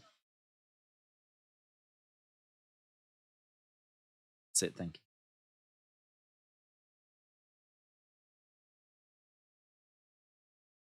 Don't know if I've ever heard someone say, that's it. That's it, thank you. I've said everything I want to say now, thank you. I hate to say it, but I think a 17-year relationship might be done. I will fight. If you want to keep, I will fight. What? Justin? What's this? What's going on? Tony is hilarious. I like Tony, yeah. I like Tony. The wrong Tony is in charge. Could you imagine how much fun AEW would be if it was Tony Storm, not Tony Khan, that was involved with booking and creative decisions? Is it Saraya versus Tony, a finger poke of doom, and we all get worked? Oh, God, I hope not. I hope not. I can't explain it. There's something about her. Tony's hair is hypnotic. The Dynamite is feeling like a nothing burger, said Gerald's. Tony will never be as hot as Mandy Rose. That's not an insult. It's a fact of life. Justin is trying to fight for his marriage. There's nothing wrong with that. Not at all. Justin, I wish you all the best, bud. Wish you all the best. Oh, good. Another bad Jericho segment, said Travis. Tony Storm wouldn't fear for her life. That's true. That's true. It would be CM Punk that would be fearing for his. Do you imagine CM Punk storming up to Tony Storm? She's there like, oh, watch out for the shoe. Yeah, she wouldn't fear for her life. Why is Renee doing interviews? She can't keep a straight face, says the big guy. Sir Killer said Chat GPT and cocaine were the fuel for Tony's booking of Dynamite. Q the Light Knight said, I know what's up, Days. I am gonna match a girl for AEW rights. Don't know what that means. I don't know what it means. Gerald said, Tony's hair is so big, it can carry the women's division in it. Saint said, any ideas when we get some more Eddie Kingston or Ray Phoenix? They're kind of missing in action. Well, we saw them backstage next week. Both said, Eddie Kingston said to Claudio, I'll see you next week. And Phoenix fights Moxley next week. I know it's not my endeavor. Right, we should be going back. We just got a black screen. Imagine Mandy debuting next week and replacing Tony Storm. Mandy coming to AEW makes sense. Makes sense. I don't know how Tony would feel about the OnlyFans content that she's been doing, but I don't know. Look at the blood that Moxley has. Like, this isn't like I don't believe it to be a PG product. So I think that she could get away with it in AEW. It's just if Tony would be all right with it. Right, the sex gods. Let's go.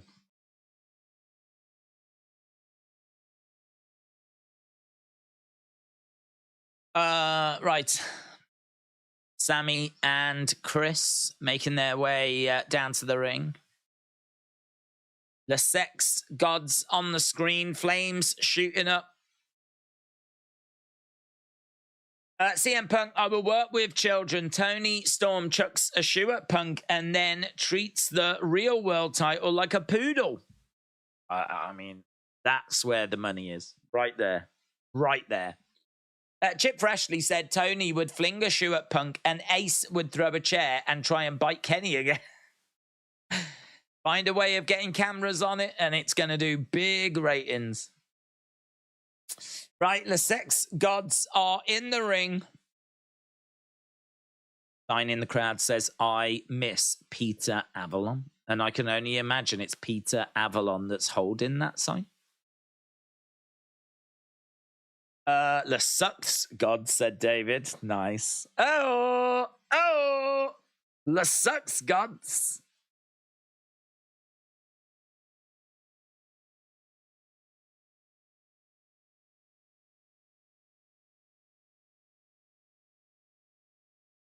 Okay, Jericho in the ring with Sammy.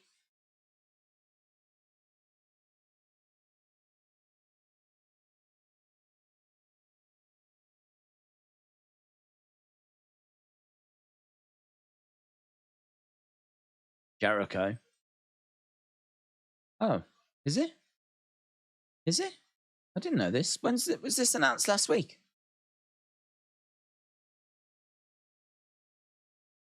Jericho versus Sammy next week.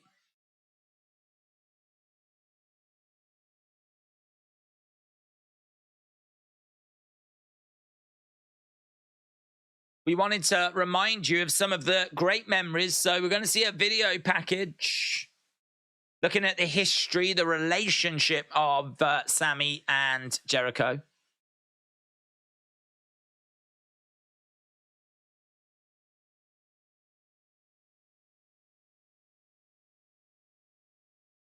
Okay.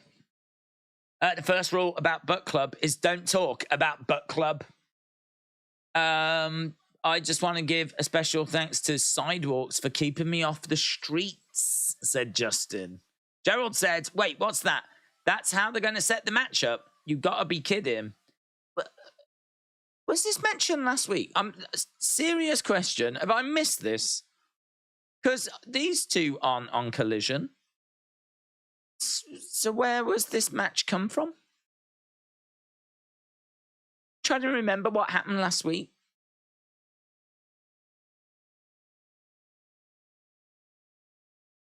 Maybe it was. What is this, says Mitchell. But why? Why? This bromance is epic, said Flyboy. This is horrible, says Carlos. No, said Gerald.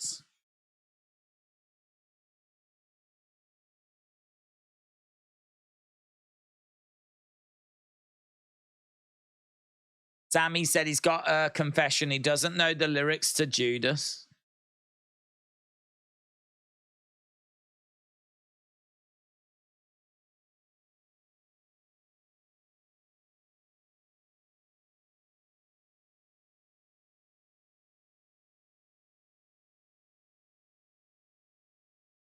Okay, so Jericho, I think, just telling a story here.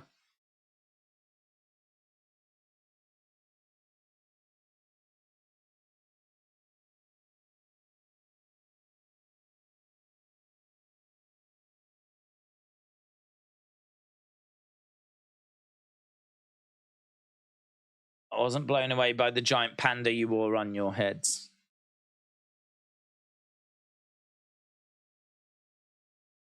Tom.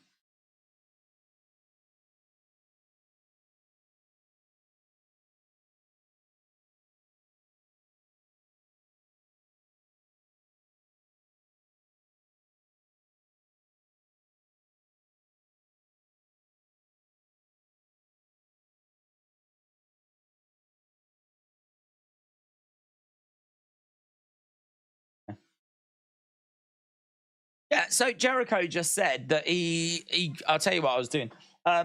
So All In took place on September 1st, 2018. And Jericho said he called up Tony Khan as soon as he saw Sammy on NWA 70. And that was October 21st. So in the space of like from October 1st to September 1st to October 21st, you know, we've gone from like, oh, this is a one-off show to he's already calling up Tony Khan, like going, we need to sign this person, we need to sign that person. Just from a wrestling history point of view, my understanding was that at All In 2018, that's where Tony Khan approached them after the show and said, look, let's form a wrestling company. I love what you've done here.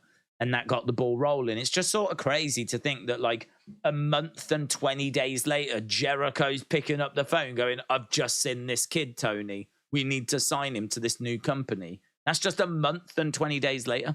Unless, and I've never heard this to be true. I've never heard this. Unless Tony had made his interest clear before All In 2018. just from it's a nothing point, but it's just what he just said there about seeing Sammy at NWA 70 and calling up Tony Khan. Well, that show was only a month and 20 days after All In. Timeline-wise, it's just quite interesting. So, Sammy said, I need to beat you next week. I will always be in your shadow if I don't. What if Don Callis recruits Sammy and starts building a faction to go against former AEW World Champions Takeshita for Kenny, Sammy for Jericho, Eddie Kingston for Moxley? I don't know who we would find for Hangman.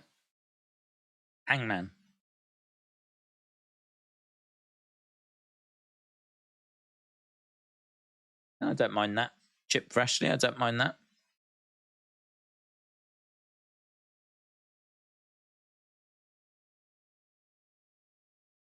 It's one of the biggest matches of your career next week. And you have to beat me to get to that next level.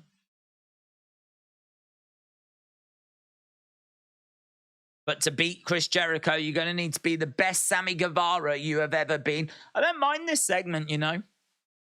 Don't mind this segment. There's no silliness in this.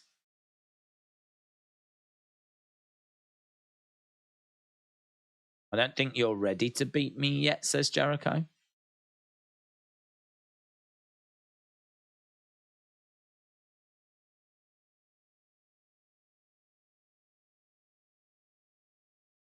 You don't respect me like I respect you.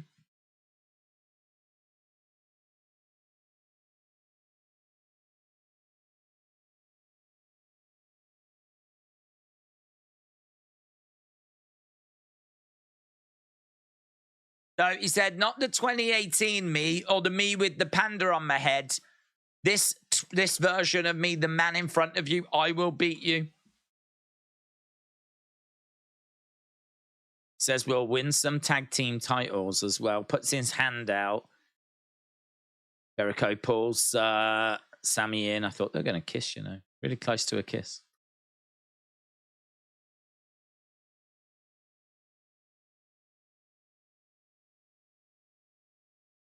Let me make something clear.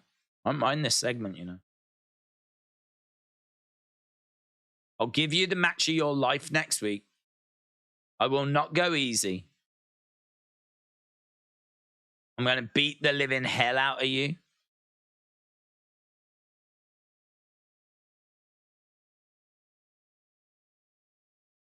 I'm going to punch you harder than I've ever punched anyone in my life.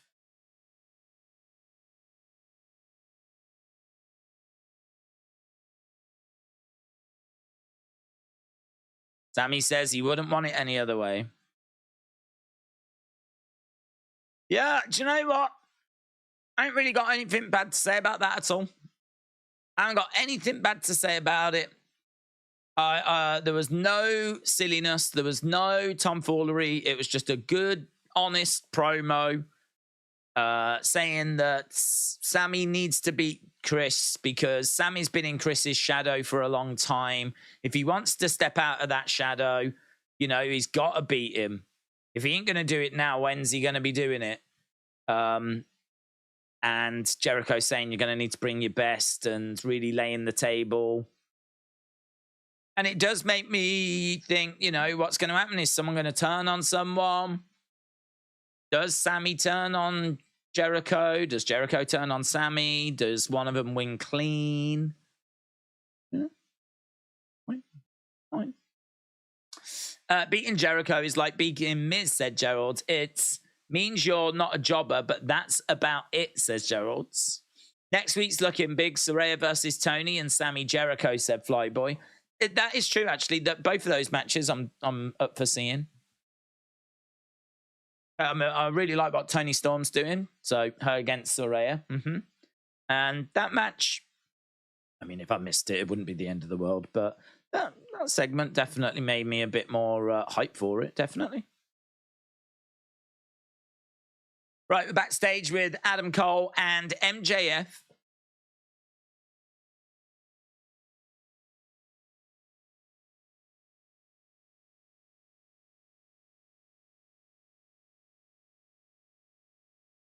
Roddy the Simp Strong.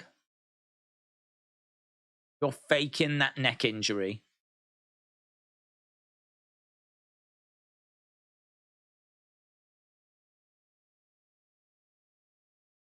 MJF said he's going to rip Roderick Strong's head off and shove it up his ass.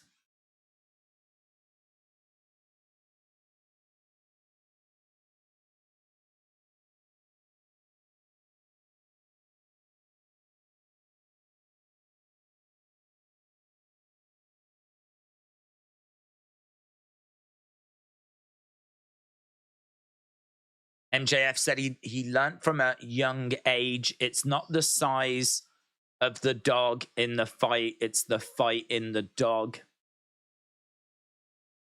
So you better pray to God you don't win the tournament, Joe.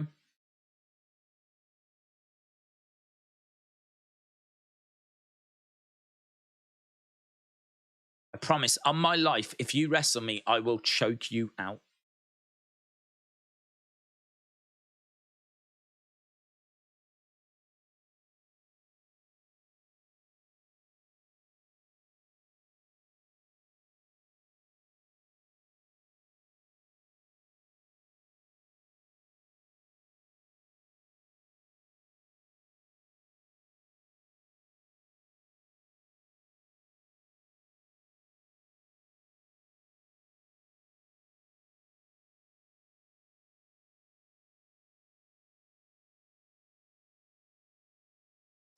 Adam Cole needs to be in WWE as a superstar. MJF's doing Steiner maths.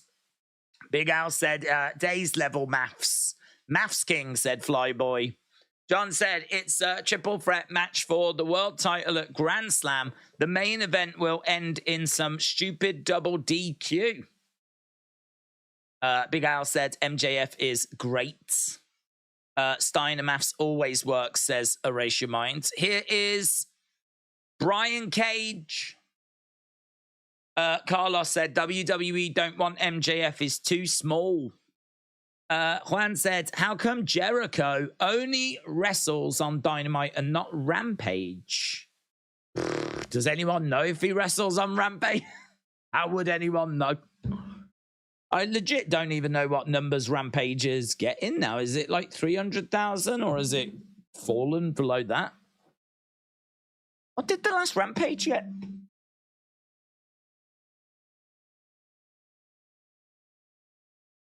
Have a look. Rampage. Rampage.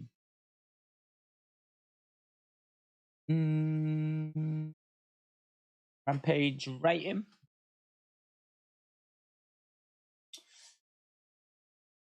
Oh, Rampage. Oh, do you know what? More than I thought. 300,000, I just said. It was 385. 385. It ain't. So it's a real battle now to see if Rampage or Collision is like the second show to Dynamite. What did Collision get?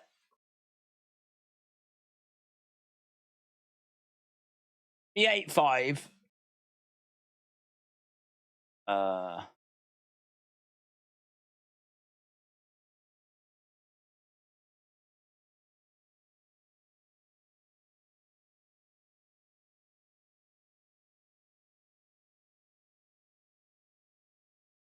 Can't easily find numbers. Better sounded. So Page and Cage.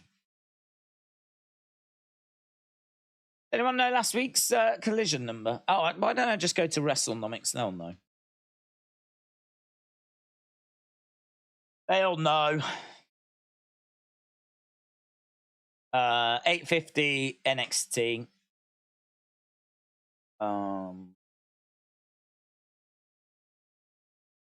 We know that Raw did 1.35. Collision 476.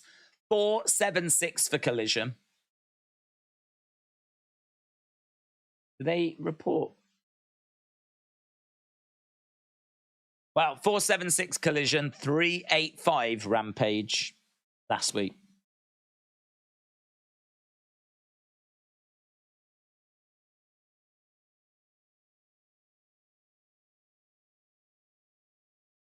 Interesting. Collision has got some real competition on Saturday night during American college football season and a WWE premium live event, said John. Mitchell said Collision is going to be dead. It's football season. Rampage versus Collision in a tank bowl. Okay. It's no longer the Sex Gods. We are into the second hour. Page versus Page. Into the ring post goes Brian Cage. The new numbers for AEW All In being 72265 instead of the 81. Does it undermine the success? I feel like it was still an incredible feat. Covered it, but go back to the start of the very start. Carlos said Brian Cage and Wardlow should go to the WWE as a tag team, meat and potatoes. Tony has a flagship and 2 rampages, said Big Time Baxter. Serious Gaming said, did it drop? Did what drop? Did what drop? Undercover Manager said, what about if Big Show turns up next? God, you really want Big Show, don't you? Desperate for Big Show. If you combine both, they don't beat NXT's ratings, said Tough Hulk. James said F ratings. What is your score so far? Yeah, I don't know. Tricky one in it. We'll do halftime scores in it as soon as you get to the next commercial break. Juan said it's funny that Punk got fired because he was one of the biggest superstars, but it happens. It's not the first. Yeah, fair play. Quite a nasty bruise on the boob of Hangman. Here comes Swerve. Down for this.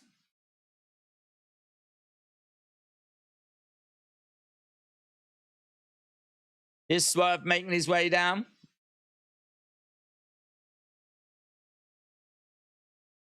Brian Cage climbing up. I like Swerve. Huge German suplex. He picks him up, drops him in the ring, and we're about to go to commercial break. Good spot. Okay, I think we're at commercial break now. Everybody, it's the halftime scores. I really want to know your halftime scores. Put it in the chat. Halftime scores. Everybody, it's the halftime scores. Are you happy? It's the halftime scores. Are you happy or you sad? Halftime scores. Everybody, it's the halftime scores. I should get that recorded. If I got it recorded, I could just press play then. Just sit here like this. Boom, getting your scores. Kieran said 6. There we go. That's halftime scores. Kieran with a 6. Here they come. Flyboy Wave with an 8. Travis with a 1. Let Him In said 6. Gerald said 5. Tough Hulk said 4.5. LS Dub said 6.5. 1 Minute Wrestler said 7. RM Cool Boy with a 5. Scott with a 5.5. Shaquem with a 2. Mitchell said 6. I agree. Kieran with an 8. Fresh Gamer with a 3. WWE AEW fan said 6.25. Loop Girl said 6.5. I mean, I'm saying like 6, but what am I basing that on? The women's match was not good. The Moxley match didn't grab my attention. Like, I'm basing it on a decent Don Callis segment, a decent Jericho Sammy segment, and I like Tony winning the women's match. So, I feel like 6 at best. At best. Best. But I did like the Don Callis segment, and I did like Jericho. So that probably ate up a good chunk of the hour. So, but yeah. if someone wanted to really argue at this being down in the fives, I'd go with you, to be honest. I'd go with you. J Love said 4. That's me being nice. Greg said, I'm early, say 8. Aubrey said 5.5. Loop Girl said 6.5. SP said 5. Jono said 3.5. Keith said 7. Big Time said 6. The Beach Kevin said 7.25. Serious Gaming said 5. Tahil said 6. Saint said 6.6.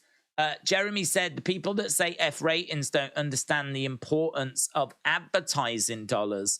Why do companies want to advertise with something that doesn't have eyes on the product? Erase Your Mind said 6.25. Justin said 6.5.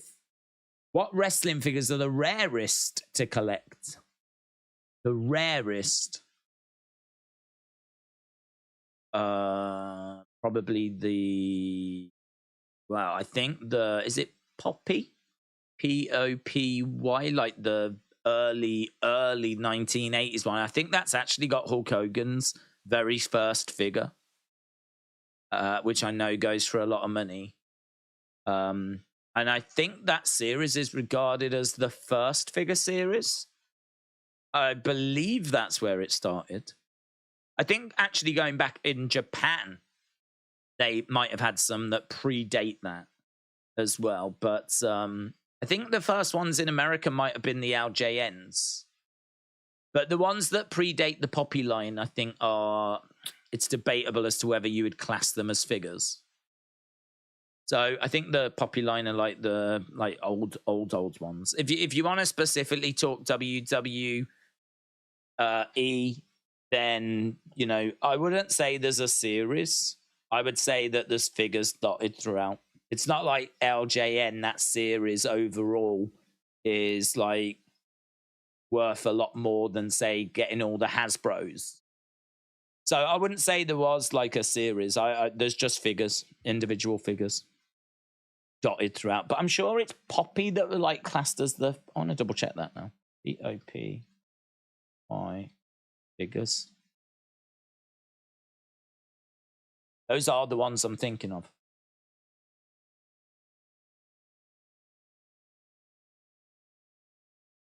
It's got like Andre the Giant and everything. They've got a picture of the Hogan one. Hogan from 1981.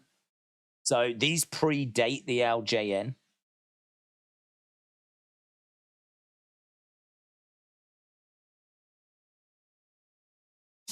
Are you a fan of MJF as a face? I enjoy it, says Kashawn.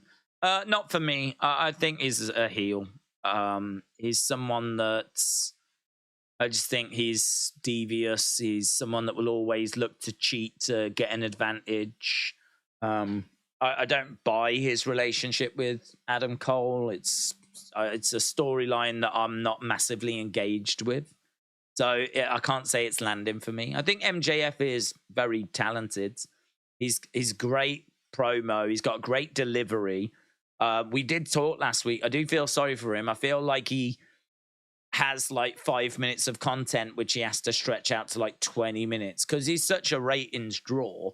They try to have him out there for as long as possible. And I think he does a big part for them to take them from hour 1 into hour 2. I think like he does a lot to kind of help the show maintain their audience. But the problem is that I don't think he has 20 minutes of like really good content.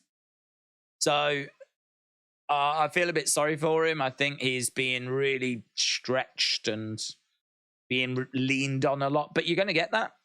Going to get that. Roman fills the time by very slowly walking down to the ring, doesn't he? And getting the crowd to acknowledge him, and he will take time out of the show that way. Maybe MJF could kind of lean into that sort of a thing. Kill some time with just something that he goes through before he gets to his promo. But yeah, I've got to say his face run for me nowhere near as engaging as his heel run. His heel run is better. Wrestlandy said, what elite would you want that hasn't been released? I would love a devil's advocate, Sean O'Hare. Really? Could be fun. For me, I would want a Bull Nakano. That's the one. Bull Nakano was always so interesting to me. You know, she had that like hair that stood up, and she was so good in the ring, and she had a size to her. And the thing is, women's wrestling, like, they really had to go for it. They had to go for it because they were outsiders. You know, go back to the 90s and Alundra Blaze, and like they were struggling and battling just to even have a match on the show. They were struggling to justify a division. And in 95, as I'm sure many know, when the WWE hit hard times, one of the first things they cut was the women's division. Imagine that now. Gone. They decided they couldn't afford to keep women's wrestling around. So the women were always fighting to justify their place on the cards. And I think that led to some really good performances and matches from Alundra Blaze in particular. But of course, we brought in the likes of Aja Kong, and the one that caught my attention was Bull Nakano. So I would love to see Bull Nakano come in. The fun question. Win for Hangman. Swerve watches on. He had to stand there a long time, didn't he, old Swerve? Swerve watching as Hangman is in the ring. Wrestling shouldn't go down the plunge. It should be in the eyes and ears of the mainstream. Football, boxing, basketball. I don't want wrestling to die as an art, said Big Time Baxter. Giant Gonzalez would be great. That would be great. That would be great, yes.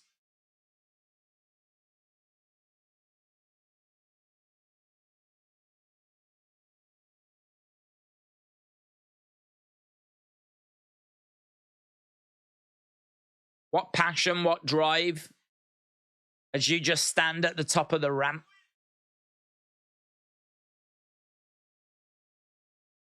Last week you wanted my spot.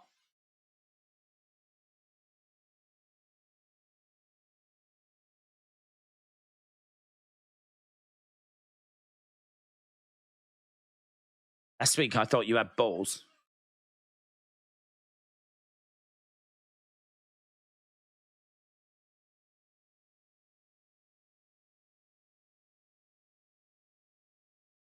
Thought you had balls.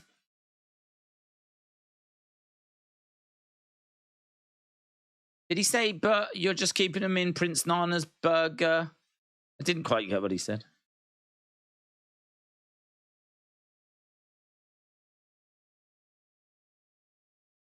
Those sound like fighting words.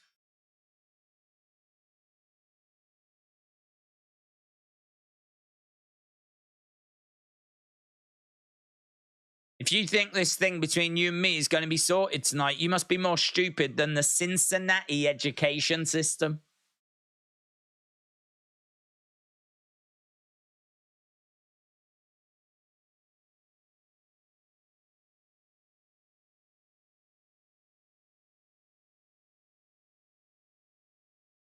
It's got to be next week, surely. Oh, no. October 1st? I thought it was just going to say Grand Slam. Wrestle Dream.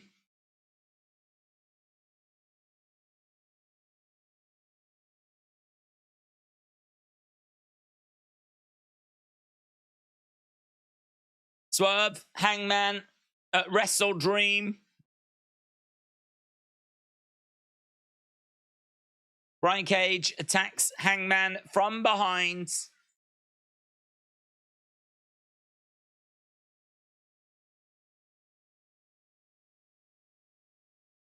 I'm in trouble with the missus. I have to do what is best for me. I'm going to be punished when I get home. I can't wait, says William.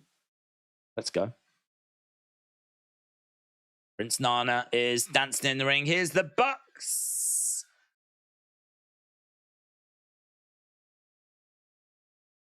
Prince Nana still continuing to dance away.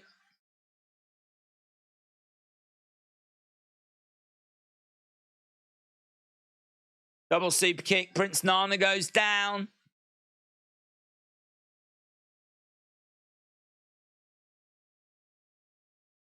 I like that from Swerve, you know. I really like that from Swerve. I'm so pleased he just did that.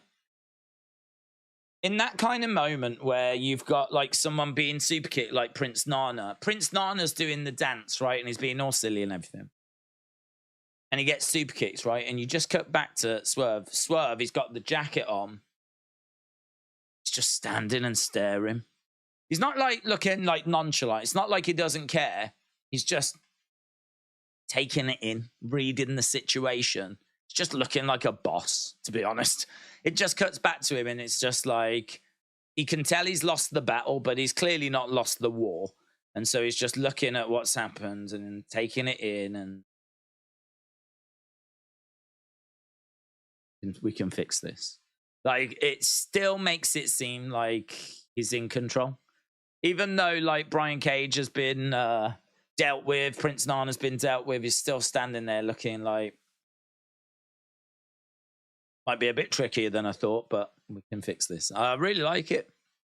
I really like it. I really like Swerve. I think WWE massively dropped the ball by letting him go. Massively dropped the ball by putting him in flipping hit row, actually. This guy on his own, just like with the standing in the entranceway, it just looks so cool. Right. Some of my picks for elite figures would be cool, would be Doink, Bull Nakano, Papa Shango, Brooklyn Brawler with Heenan, and then wacky characters like Bastion Booger, said Undercover Manager. Jono said, I turn my TV off every time the books come on. I haven't watched in over a year. When the stream ends, how come there's no intro? If you play the start, you are talking about a topic. When the stream ends, how come there's no intro? If you play the start, it's you talking about a topic. What do you mean? If you go back to an old stream, it's just because it starts. When I press go, it doesn't record it straight away for whatever reason. I don't know. It's just a YouTube thing. Sakila said, Young Bucks when you order Usos off Wish. J-Love said, Swerve looks like he's really about that life and he would actually hurt someone. Jim said, Swerve is awful. I would rather watch Sunny Kiss. I really think you're in a boat of two people there, and the other person is Sunny Kiss. James said, I'm sure Hit Row was Swerve's idea, not WWE's, said James. Oh, I don't know, to be honest, but what I do know is that it was awful. And it was awful when it was down in NXT. It was awful when it got brought to the main roster. How he's been presented in AEW is a lot better. A lot better. J-Love said, I hate when that guy, I don't know his name, does the grinding. Garcia in it. Is it Garcia? Garcia. Why do you hate the Young Bucks? Why do I just don't. I just find that they do a lot of moves, a lot of flipping, and they're all over the place. There's not really much in the way of selling. I think that they show you and do every move in wrestling. But I've made the comment before, like with a Young Bucks match, when you're doing, oh, it's this, now it's that, now it's this, now it's that. I don't see how you can watch a Young Bucks match and just be like, oh my God, that's good. That's a really good. Oh my God, look at that. Oh my God, look at that. At some point in a Young Bucks match, are you not just going to be like it stops being dramatic. It stops having an impact. It stops being something that you can react to because it's just constant. Like normally with a match, you know, it would be like change of pace and it would slow down and then speeds up and you have all that kind of building of drama and building of dramatic moments. With the Young Bucks match, it's like 1,000,000 miles an hour right from the start. Loads of different moves. It's just move, move, move, move, move, move, move. Do you know what I mean? Like it's just constant and doesn't land for me. Doesn't land. They can do, I mean, look, in isolation, they can do a lot of impressive stuff. They can do a load of stuff that looks really good. But whoever puts their matches together, and I think it's them, just burns through everything. You know what I mean? Just like, right, we've done that. Now onto the next move, onto the next move. Just constant. I don't ever find myself having a connection with the Young Bucks match. So that's my problems with them. But I think if you was to take the Young Bucks and put them in a match with, say, FTR, and have FTR book the match and like slow it down and have those changes of pace and have it build up to like a big spot where someone kicks out and then you've got some selling and some psychology and all of that kind of stuff. I think if you was to put them in that spot, I think they're a great team. They have definitely got abilities and skills. Definitely. I would never say they don't. They definitely do. But I find that they make it very hard to care about their matches. Here's Darby and Nick Wayne. I didn't watch any Young Bucks matches for the past few years. Young Bucks can be great when they want to be great. Are they giving that match away this week on Rampage, no less? We're not going to build to it. Young Bucks have never told a story in their life. They act like a godsend, but they're from Poundland. Right, here is Magic and Cool Hand. Yeah, give me FTR every day of the week. Every day of the week. This ain't about bashing AEW. This is just, I mean, I've been saying this from the very start when people were like creaming themselves over Young Bucks versus Lucha Bros, going all the way back years and years and years. Like I was struggling with Young Bucks matches. It just felt like I was being shown every move under the sun at 1,000,000 miles an hour. And there was no engagement for that for me. If I want to watch moves, there's compilations where people just get different moves and put them in a compilation.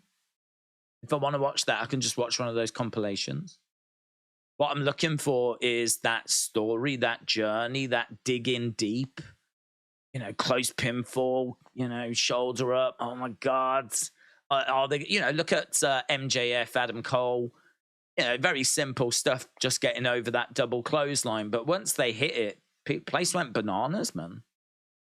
It's simple stuff, and it really, really simple. I mean, you knew that they'd been building that move for weeks and weeks and weeks, and that they were going to hit it eventually. But that did play into the match, you know. And then MJF on the side built up that kangaroo kick thing, and so people popped for that as well. But they were building up. There was a few matches where they didn't hit that double clothesline thing, and it was good. It was, you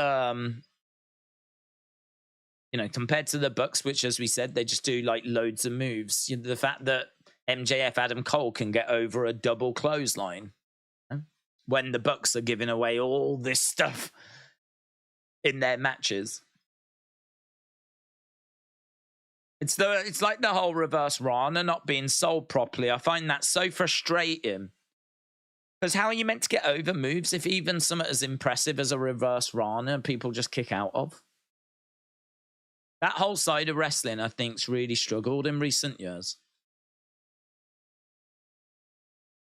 Just got adverts for Wrestle Dream. Undercover Manager said Young Bucks matches are move bingo. There's no story. It's time to register with the audience. It's next. There's no psychology. It's a spot fest. That's probably a quicker way of wording what I just took about 10 minutes to say, yes. Right, we've got Anna Jay popping up on the edge of the ring. So Hager can go to work on Darby Allin. Powerbomb. Picture in picture. I like wrestling to be more heavy hitting. It makes it more interesting, said Dean. Double clothesline is a worse finisher than Hogan's leg drop, says James, and that's saying something. Bishop said, quick question, where's Sting? Don't know, to be honest. I don't think we've seen him. Have we seen him since Wembley? Perhaps he's just decided to stay in the UK, you know? Perhaps he just loves Nando's. Can't say I blame him. Day of AEW Wrestle Dream is before my birthday, said Greg. Greg, happy birthday, bud. Still to come, we've got Roderick Strong, Samoa Joe. We got half an hour left of this show. I think this show is a bit of a struggle again this week, isn't it? Halftime scores felt like they were around 6.5 from a lot of people. To be fair to AEW, I think that they've put a lot into next week, and next week being Grand Slam, which I had forgot was next week. So actually, in a way, we probably should be viewing this as a go-home show because they've got a big show next week. So I'm gonna be fair and say that this is a go-home episode of Dynamite. Sting is old. He's probably at home on ice. Dude had a lot of spots over the last month, said Jono. Jay Cargill versus Chris Statlander for the TBS Women's Championship is on Rampage this Friday, said Boomers.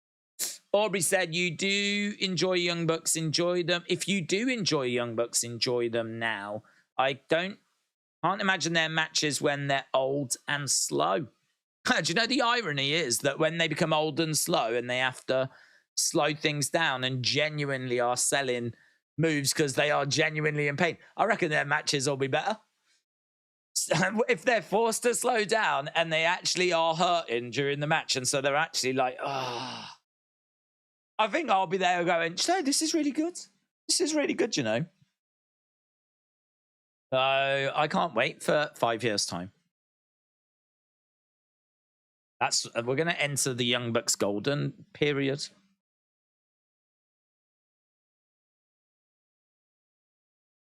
Okay, Daddy Magic, Cool Hand working together.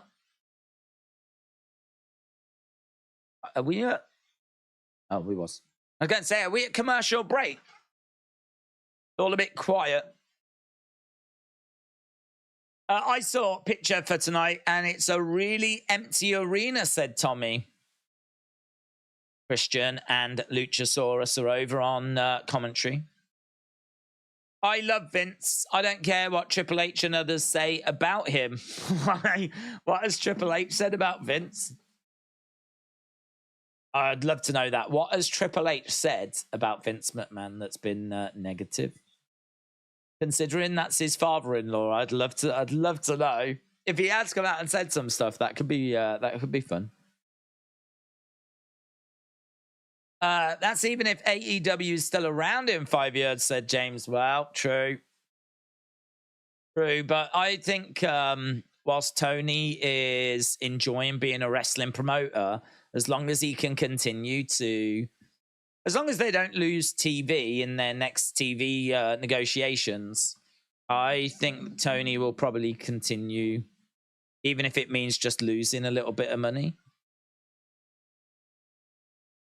Because he's providing people jobs, isn't he? And again, if he's losing a little bit of money, if he's losing a few million a year or something, 5 million a year, 10 million a year, 10 million a year to like the Khan family. If he's losing 10 million a year and he's got a fan base that he's built up and he's got wrestlers that are being paid and they've got a TV deal, I think he'd take that hit so that he can still be a wrestling promoter. I think he's basically doing what he wants to be. He wants to be a wrestling promoter. He wants to be Vince McMahon. And he can do that. He can be that. So I don't know. I think it's gonna have to be that TV is no longer an option, and they struggle to get a new TV deal. Outside of that, I think they'll still be around. But never know. You know, if the ratings continue to stagnate and decline or fall off a cliff, I mean, just don't know.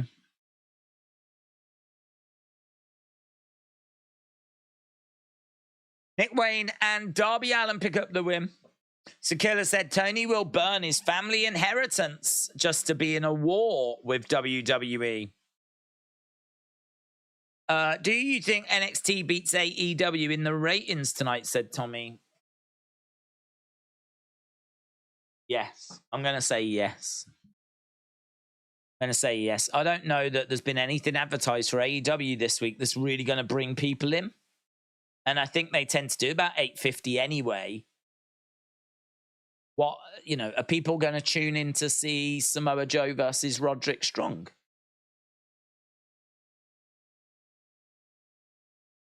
Here's Christian.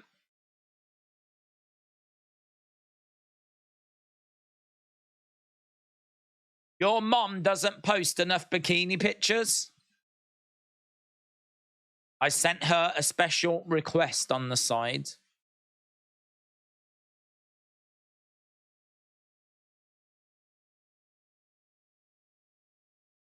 There's still a lot of talk about Darby's win at All In.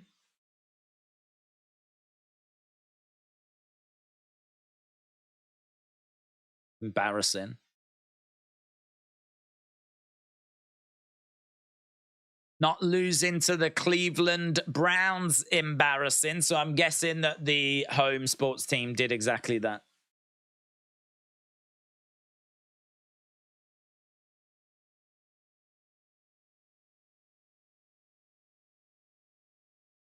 I didn't have my regular partner.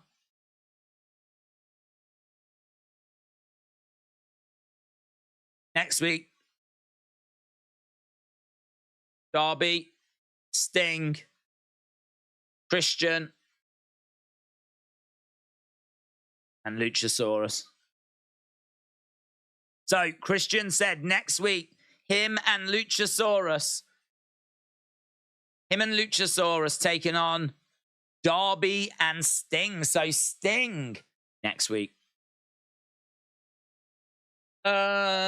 Days, have a wonderful night. I'm going to head out now. Serious Gaming, shout out to you.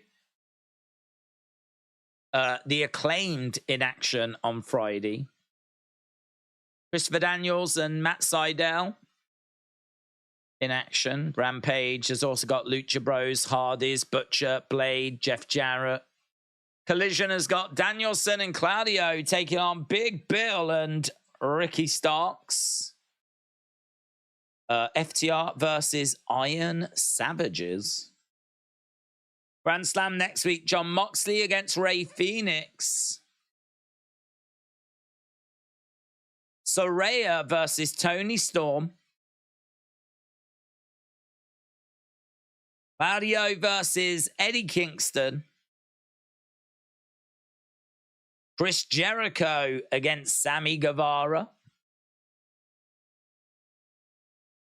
MJF takes on the winner of the Grand Slam Eliminator Tournament. I gotta say, it's an incredible show next week.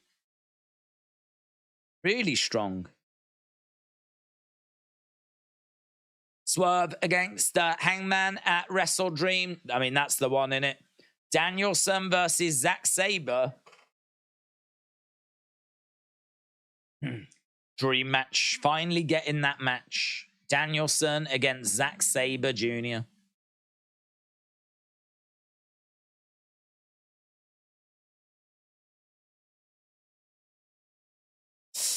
Days, what are your thoughts about Edge coming to AEW? I don't think he would come to AEW.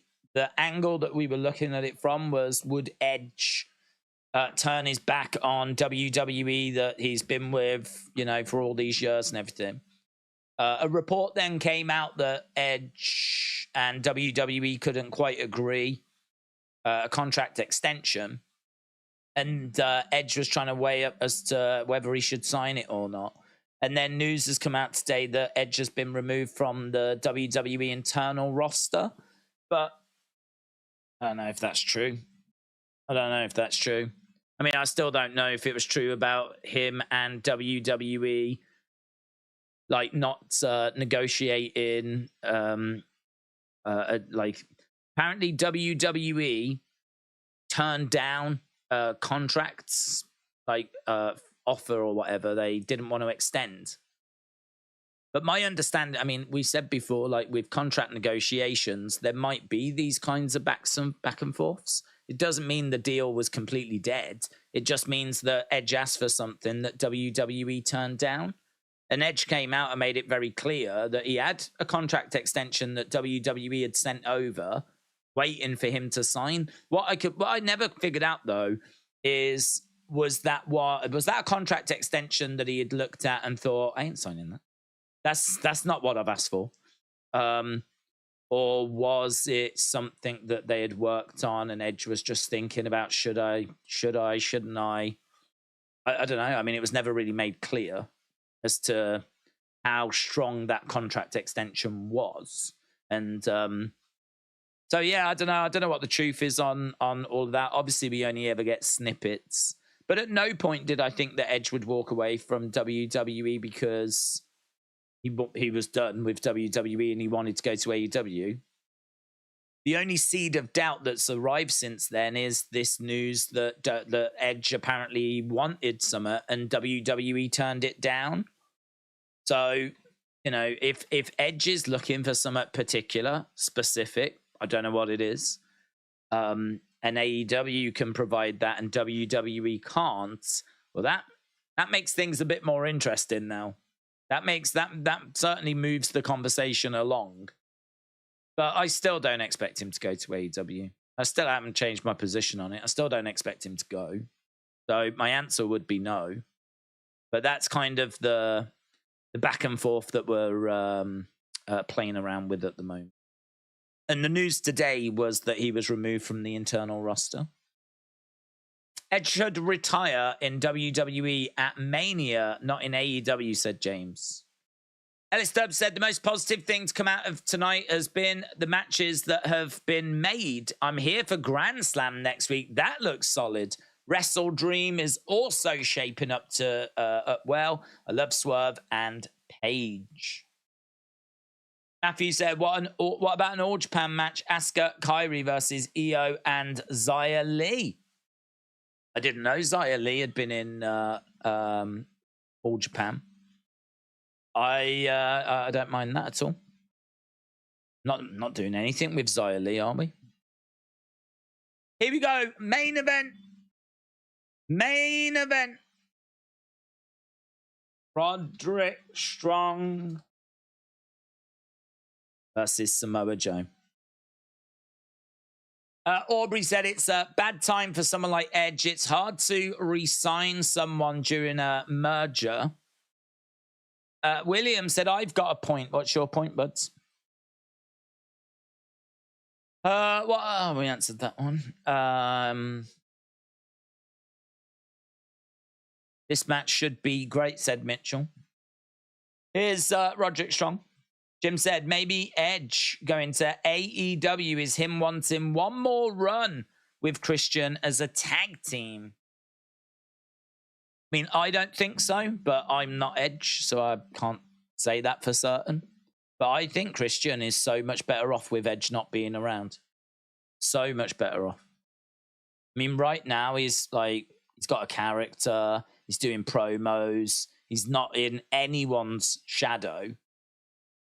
Whereas if he's with Edge, he's the other guy. He's the Marty Jannetty. So I don't see that as being something that I think Christian he doesn't need it. So I think Edge would be just quite pleased for Christian to be having the spotlight at the moment. What's your AEW dream match? AEW dream match. Well, my first thought is Tony and Jamie Hayter, but we have seen it. It was a great match, though, and I really like Jamie. I think she's great in ring, and I think Tony's character right now is brilliant. So that is definitely one that grabs my attention. I suppose any in a singles match against, I don't know. We've seen him against Danielson. Trying to think who else really is. Takeshita's we've seen. Don't think I've got one. Jamie Hayter, Tony Storm was the top one I was thinking of.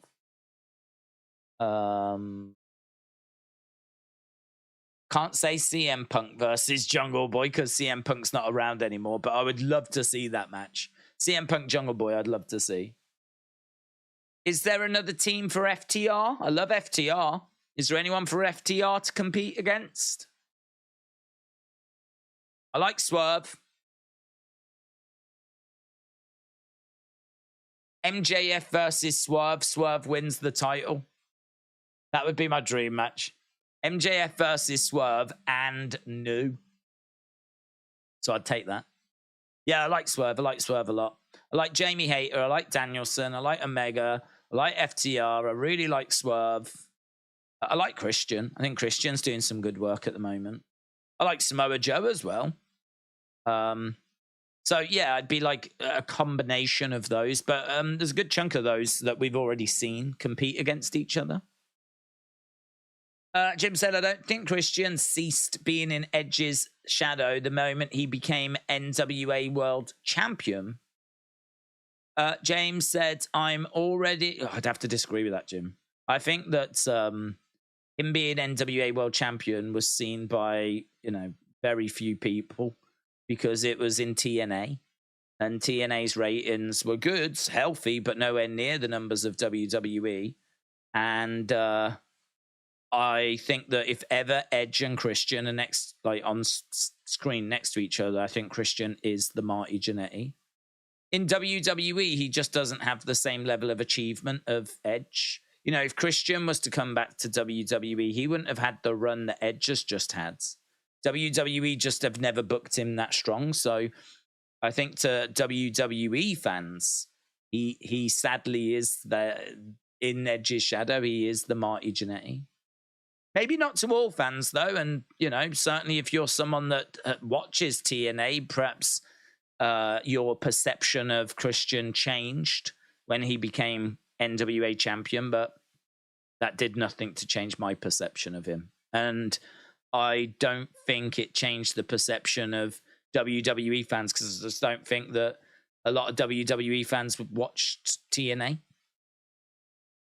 There was crossover, of course there was, and I know that TNA's ratings were strong, but I'm not going to make out that TNA was some tiny company. But can't say that he's, standing shoulder to shoulder with Edge. Trouble with the Wrestle Dream pay-per-view. I don't see what they're going to book that I feel could only see in my dreams. They would need to book a return of a legend or someone. What about a Pirate Paul Burchill Elite? It'd be fun, but I don't know how well it would sell. Not especially considering we've already had Pirate Kairi Sane. Top coming in by Roderick. My AEW Dream match is better storylines. Edge is listed on an internal roster as inactive, says Kirby. Dean said, who would you say makes a better heel in wrestling? Who would you say makes a better heel? Do you mean heel? Heel? Out of what options? Roderick Strong is down. Gerald said Will Ospreay is most likely facing someone at Wrestle Dream. I would think so. Motor City Machine Guns versus FTR would be fun, said Mitchell. Are Motor City Machine Guns in AEW? Are they active? AEW gives me Impact Wrestling vibes, said Clown Show. Samoa Joe is back in the corner. Chop coming in there by Roderick Strong. Another big chop coming in. Samoa Joe driving Roderick Strong back into the corner.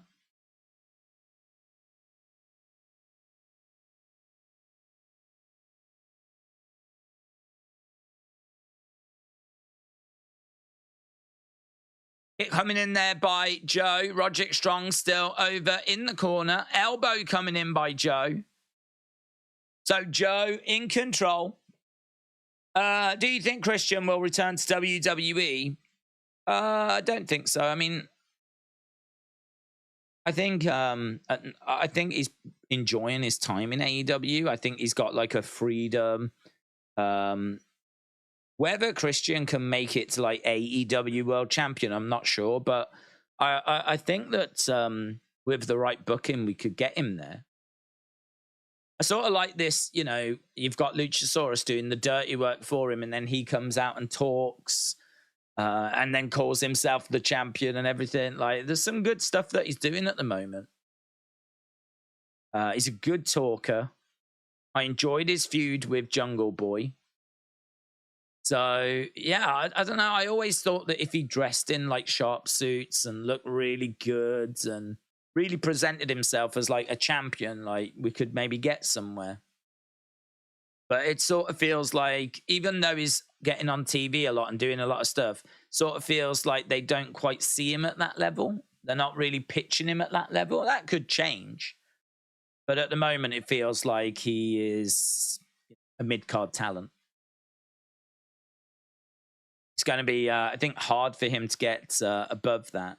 As long as he's satisfied with that, and I think he is. I think he's having fun at this stage in his career. As long as he's like satisfied with that, then it's not really a reason to go. I'm sure he's getting paid very well. He's getting on TV every week. He's being used in some good stories. And there's certainly no guarantee if he went back to WWE, he'd be sniffing around a world title. In fact, I don't think he would. I don't think he would. I don't think he'd be anywhere near a world title if he went back to WWE. Even Edge went back to WWE 3 years ago, and he hasn't won a world title.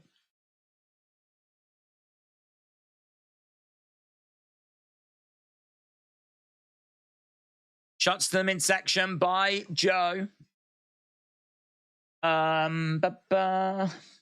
Edge is going to be 50 in October if he is leaving. His best years are behind him. WWE got out what they could during that last run.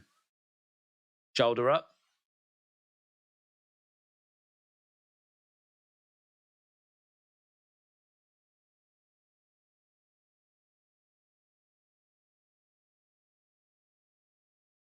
Joe. Big boot.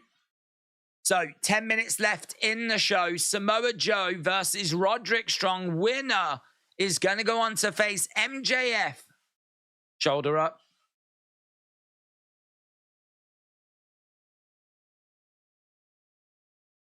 Joe shaking his head. He knows that he's in control of this match. Once upon a time in a Wrestle Kingdom far away, there lived a fart, says William. That fart was squeaking out and was interrupted by Two Cheeks. The end. It's a beautiful story. Roderick Strong colliding into Samoa Joe. And again, Joe goes down. Joe backing up into the corner. Roderick charging over, knee strike. Roddy trying to pick up Joe, but no joy. Roddy going against the ropes, clothesline, down goes Joe. 1, 2, shoulder up. Why do you think Goldberg isn't getting another match with WWE? I thought he would merit a proper send-off. To be honest, I don't think they are. I think they've been getting diminishing returns. So I think when they brought him in, I mean, if we're looking back, was it 2016 Survivor Series when he beat Brock? I'm sure ratings there were good. It set up the rematch. I'm sure that was good. But then I'm sure the discourse as time went by was one that, you know, Goldberg's slow, he's old. You know, that match with Undertaker was not good. And there's been other matches as well that Goldberg just hasn't looked that great in. And I think that that has just resulted in diminishing returns. I mean, could you do like a big final farewell match for him? Sure. Yeah, you could. And I'm sure you could get some rating, some sort of rating out of it. But WWE have focused on other things. Perhaps the truth of the matter is that audience that remembers him from WCW and Attitude Era and all that kind of stuff, perhaps that audience has just diminished year after year after year. Perhaps the ratings impact of Goldberg has diminished year after year after year after year. And actually now the ratings he brings in compared to the money that he asks for, it's just not worth it. Roderick Strong down in the middle of the ring is being choked by Joe and he taps. So Joe wins. So Joe has won. 7 minutes left to go. I'm sure MJF will make his way down to the ring.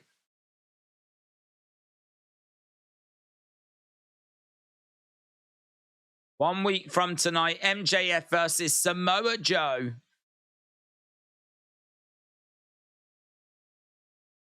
I'd love for Joe to win that, but isn't Joe like a collision star? I think he's probably only just here so that MJF has got someone credible to defend against.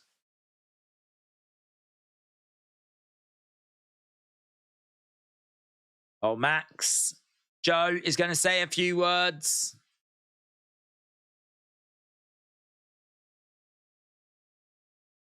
It seems my prophecy has come true. Next week, I go to your backyard.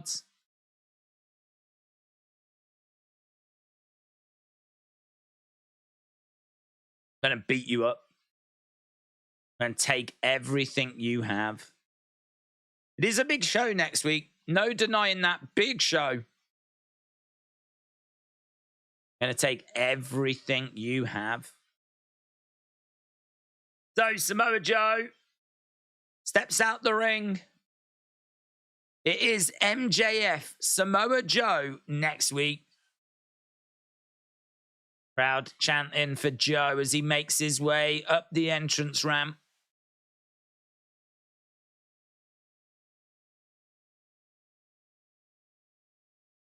Can't doubt the momentum that Samoa Joe has right now. In the ring, Kingdom with Roderick Strong. Here's Adam Cole. Adam Cole's making his way down to the ring. Roderick is pretending to be injured.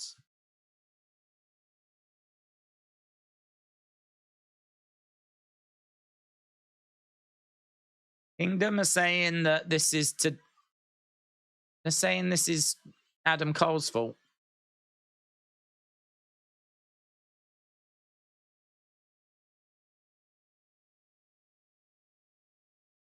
I don't know what I'm watching. I don't know what this is. Roderick Strong just jumped down to the ground and started to sell an injury, obviously faking it. I'm sure even Adam Cole could see he was faking it.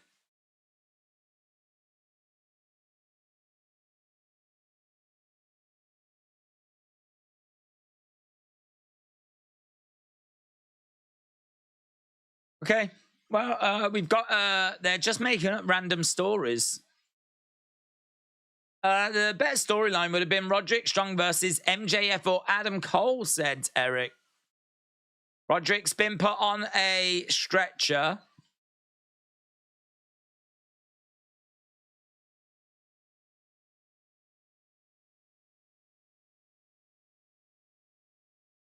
He's being taken over to a stretcher. Mitchell said, Roddy just pulled a younger me when my mom would ask me to do my chores.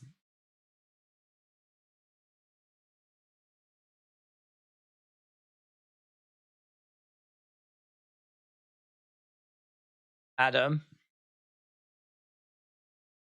I can't see him. Well, now you're being strapped to a stretcher. Is this really how they're going to end this show?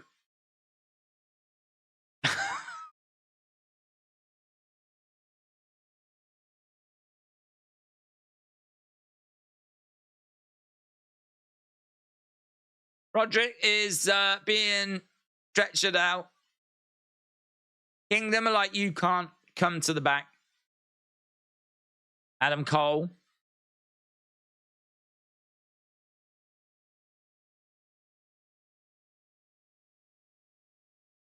Okay, so Roderick's been stretchered out. Adam Cole is on the entrance ramp. Samoa Joe. Okay, that's better. That's a better ending, isn't it? Samoa Joe grabbing Adam Cole. I'm taking everything from you, says Samoa Joe.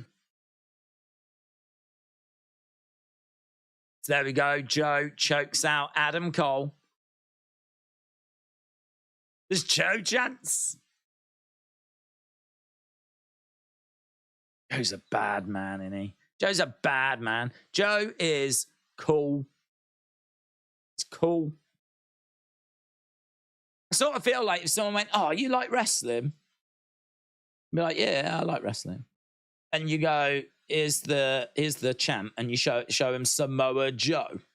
Like, he's got a good size to him. He looks like, certainly when he's snarling away, looks like a bad man.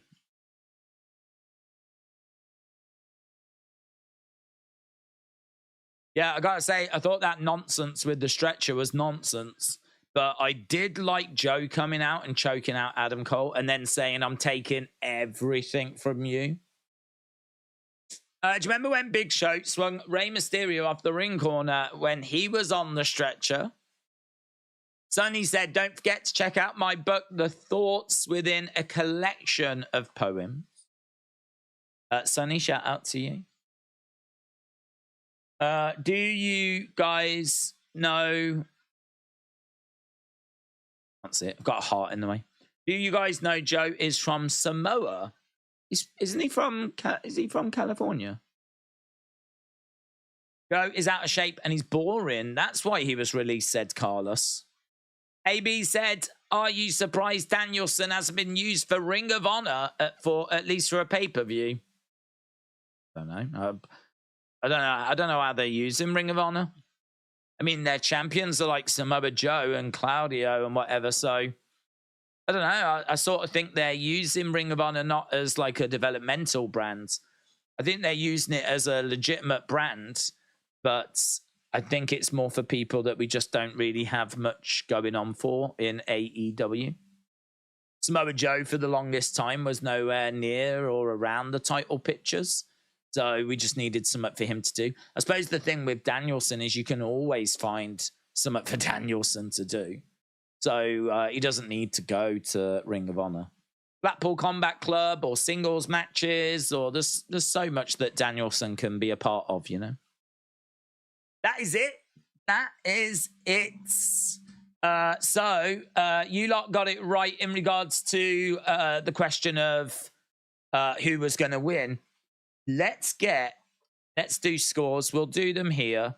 Let's do some scores. So, do you think this was between 7.5 and 10? 6 to... I've changed the parameters here.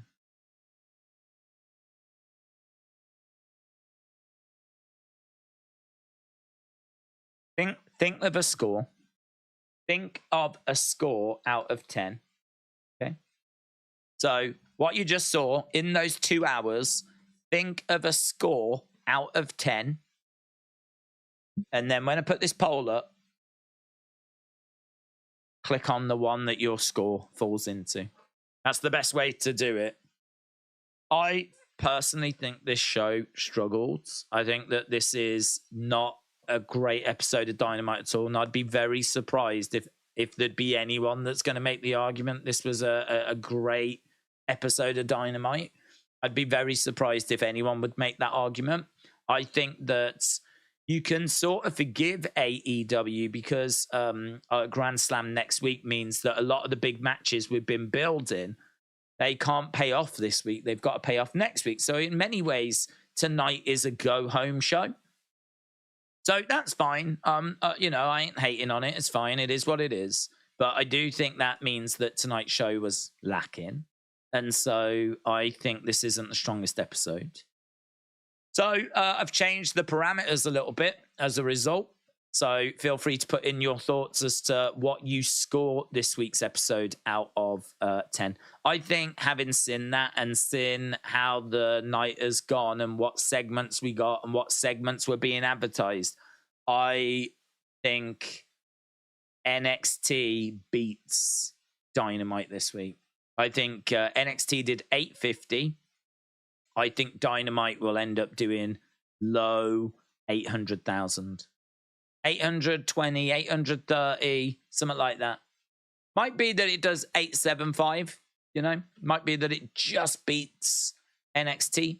But having seen what the main event was and how the show was, how it played out, I just don't know that there's going to be enough there to keep people around.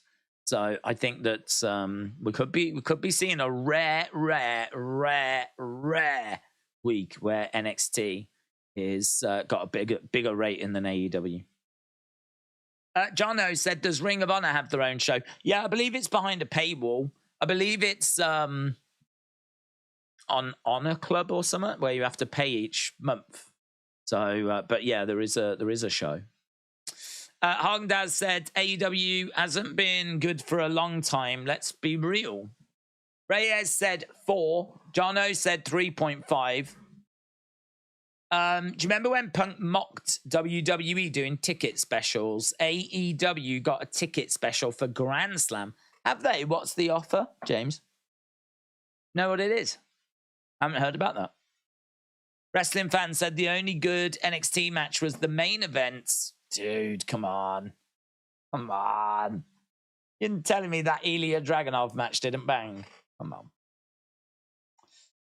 Wild predictions. Does Dynamite top N or go under at 850? Yeah, I just spoke about it. I've said if I'm a gambling man, I think it comes in under NXT this week. My final score, I'm at 6. Joe is Samoan. He made jokes. He's not cool because he's not related to any popular Samoan wrestling family. Yeah, but was he born in Samoa? I think that was the question. I've always thought he came from California, from a Samoan family. In regards to my score, I am probably at about a 5. I was 6 at best, like about 7 minutes into the second part of the show. And I said I gave that for the Jericho segment, and I gave it for the Jericho segment. I gave it for, there was another segment, I can't even remember what it is. Don Callis, Tony Storm winning, Jericho segment. Last 50 odd minutes. I mean, I don't know what there's been. I don't know what would have increased my score. Swerve just standing and looking cool in the entranceway. Joe winning. I don't know, man. I kind of feel like I've gone into the 5s. There was no reason to stick around for that second hour. I know people, 10 seconds. What? I can time people out for 10 seconds, a minute, 5 minutes, 30 minutes, or 24 hours. Can you? You can time people out for 24 hours. I didn't know that. If it's about ratings, do front row deals cheaper. Buy one, get one half price. Okay.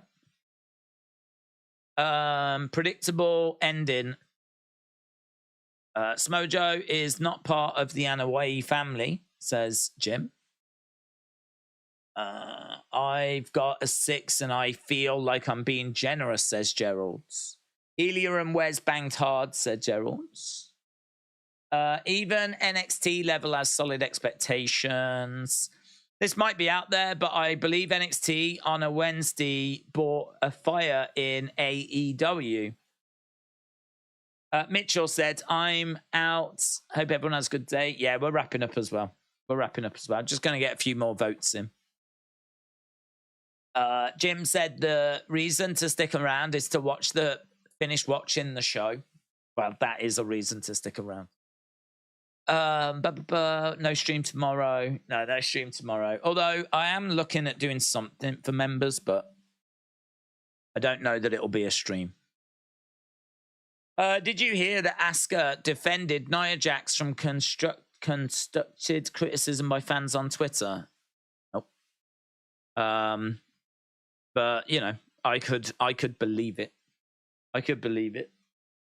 You know, Nia's come in for a lot of criticism since she returned, and I could believe Asuka standing up for her. But see you all on Friday. 86,000 seconds, says William. Right, keep getting your votes in. We'll see if we can get to 100. We can get to 100 votes, 12 more votes. We'll end the poll, and then we can all go about our evenings. Can I say as well, I was eating yesterday, and I was eating these like chicken things that you put in an air fryer, and I was eating them, right, and I've chipped my tooth, and it's right at the back, and it is, when I say razor sharp, I'm not lying, and I have kept catching my tongue on it all day, and I'm still catching my tongue on it, and I cannot tell you the pain I'm in talking. The pain that I am in is unbearable. I need to go and put like something on it, and I need to get to a dentist. I've proper chipped it at the back, and it's all really, really rough. It's like there's the best way of describing it, there is a knife in my mouth, and my tongue keeps catching it. If I seem distracted or off, or like my talking's a bit labored or something, I am in pain. I am in real pain. It's really very uncomfortable. And you know what trying to get to a dentist is going to be like? It's going to be a flipping nightmare. So I know what I need to do. Like my dad, I was talking to him about it. He's had it happen to him. And he says they just file it down. They just get a file and like file it down. I mean, I don't want to do that myself. You know, trying to do home dentistry sounds like the kind of thing that can go drastically wrong. So I definitely don't want to do that. But trying to get in to see a dentist, it's going to be a nightmare. Jim said, do a watch long for Impact 1000. There's some big returns planned. Aubrey said, I did that eating chips and salsa. I feel you. Oh, man. If you've had it happen to you, I'm so sorry. I wouldn't wish it on anyone. It's horrible. Really horrible. Get dentist's dental wax for the tooth. Is that the stuff that if you've got like a filling or something, that because I have got some of that, but you're meant to like pack it in or something? Like it's meant to be if you've got like a filling that needs sorting, you can put this stuff in. We've got some. I might put it on. Is that something that you've done? Just like put it on the side or something? I can tell you right at the back right now, the back part of my tongue on this side, it must be red raw. It must be red raw. I can really, really feel it. So yeah, if I'm seeming like I'm not all fun and games tonight, it's because I'm feeling horrific right now. There's nothing to laugh about. AEW certainly didn't give me anything to laugh about. Why is getting a dentist so hard? Wow, I mean, I don't know. To be honest, I think they must just always be busy. But like trying to get in to see a dentist is like, it's one of those, like, we've got an appointment in 2 weeks. Right. 10 minutes as well, a new one. Me too. Tongue sandwich. Yeah.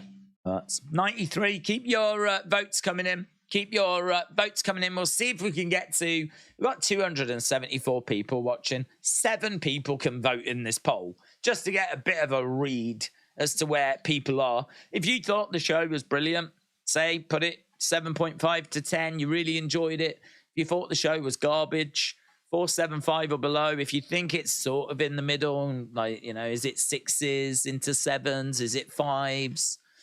I think I would go personally 5 to 5.75. I think I would go into that bracket personally. I don't know that I would go 4.75. I wouldn't be in the 6 to 7.25 personally. I would be in like 5 to 5.75. But let's see what you lot come up with. We're at 96 votes, 97 votes, 98 votes. It's getting there. It's good for braces and retainers with sharp bits that dig in. Okay, hang on, what's it called? Dental wax. I'll have a look, see if the thing I've got upstairs is that. I know something that you meant to, like, it's like a putty stuff. Honestly, after this stream, I will look into it. William said YouTube made it where we have no repository. CIVs cannot turn us in. Doesn't matter. 6 said let him in. 8 said adoring fan. I'm glad you enjoyed it. Joe said 8. Glad you enjoyed it. Are the rumors of NXT moving back to Wednesday? Nope, haven't seen any of that. I mean, everything's on the table, though, because obviously we've got a new company in charge now, Endeavor. They're trying to get new TV deals over the line.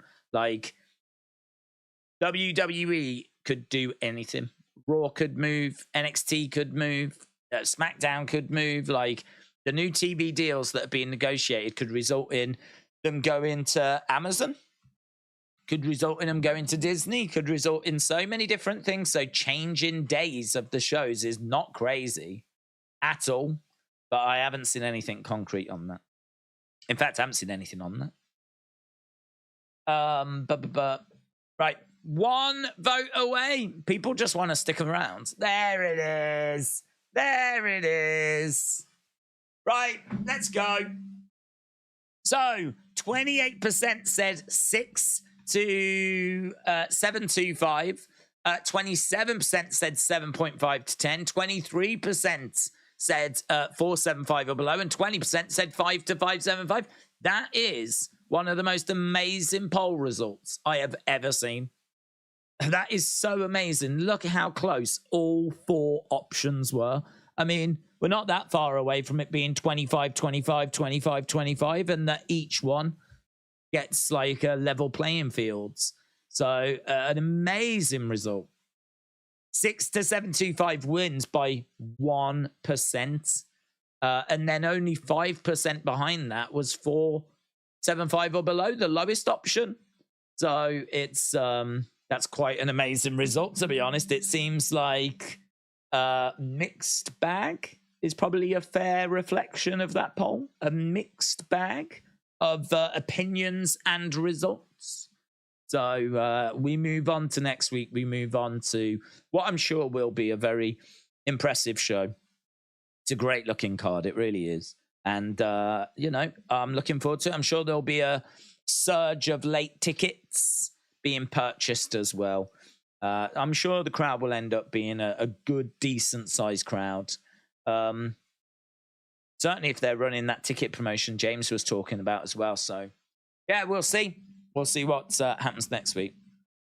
Right, I'm off to try and ease my suffering. Appreciate people joining us. Have a great evening wherever you are. I am doing something for the members tomorrow, but I don't know what. It may be a video. It might be that I just go, sod it, let's stream. But it might be a little video or something instead. But there will be something up tomorrow. I'm trying to do something each Thursday for the members. So keep an eye out for that. But for the rest of you, there'll probably also be something on the channel tomorrow. Oh, honestly, as of right now, I don't know what. But we'll find something. And, of course, we're back on Friday for SmackDown. Awesome, guys. Thanks a lot for watching. Appreciate the support. And I will see you again next time. Bye for now.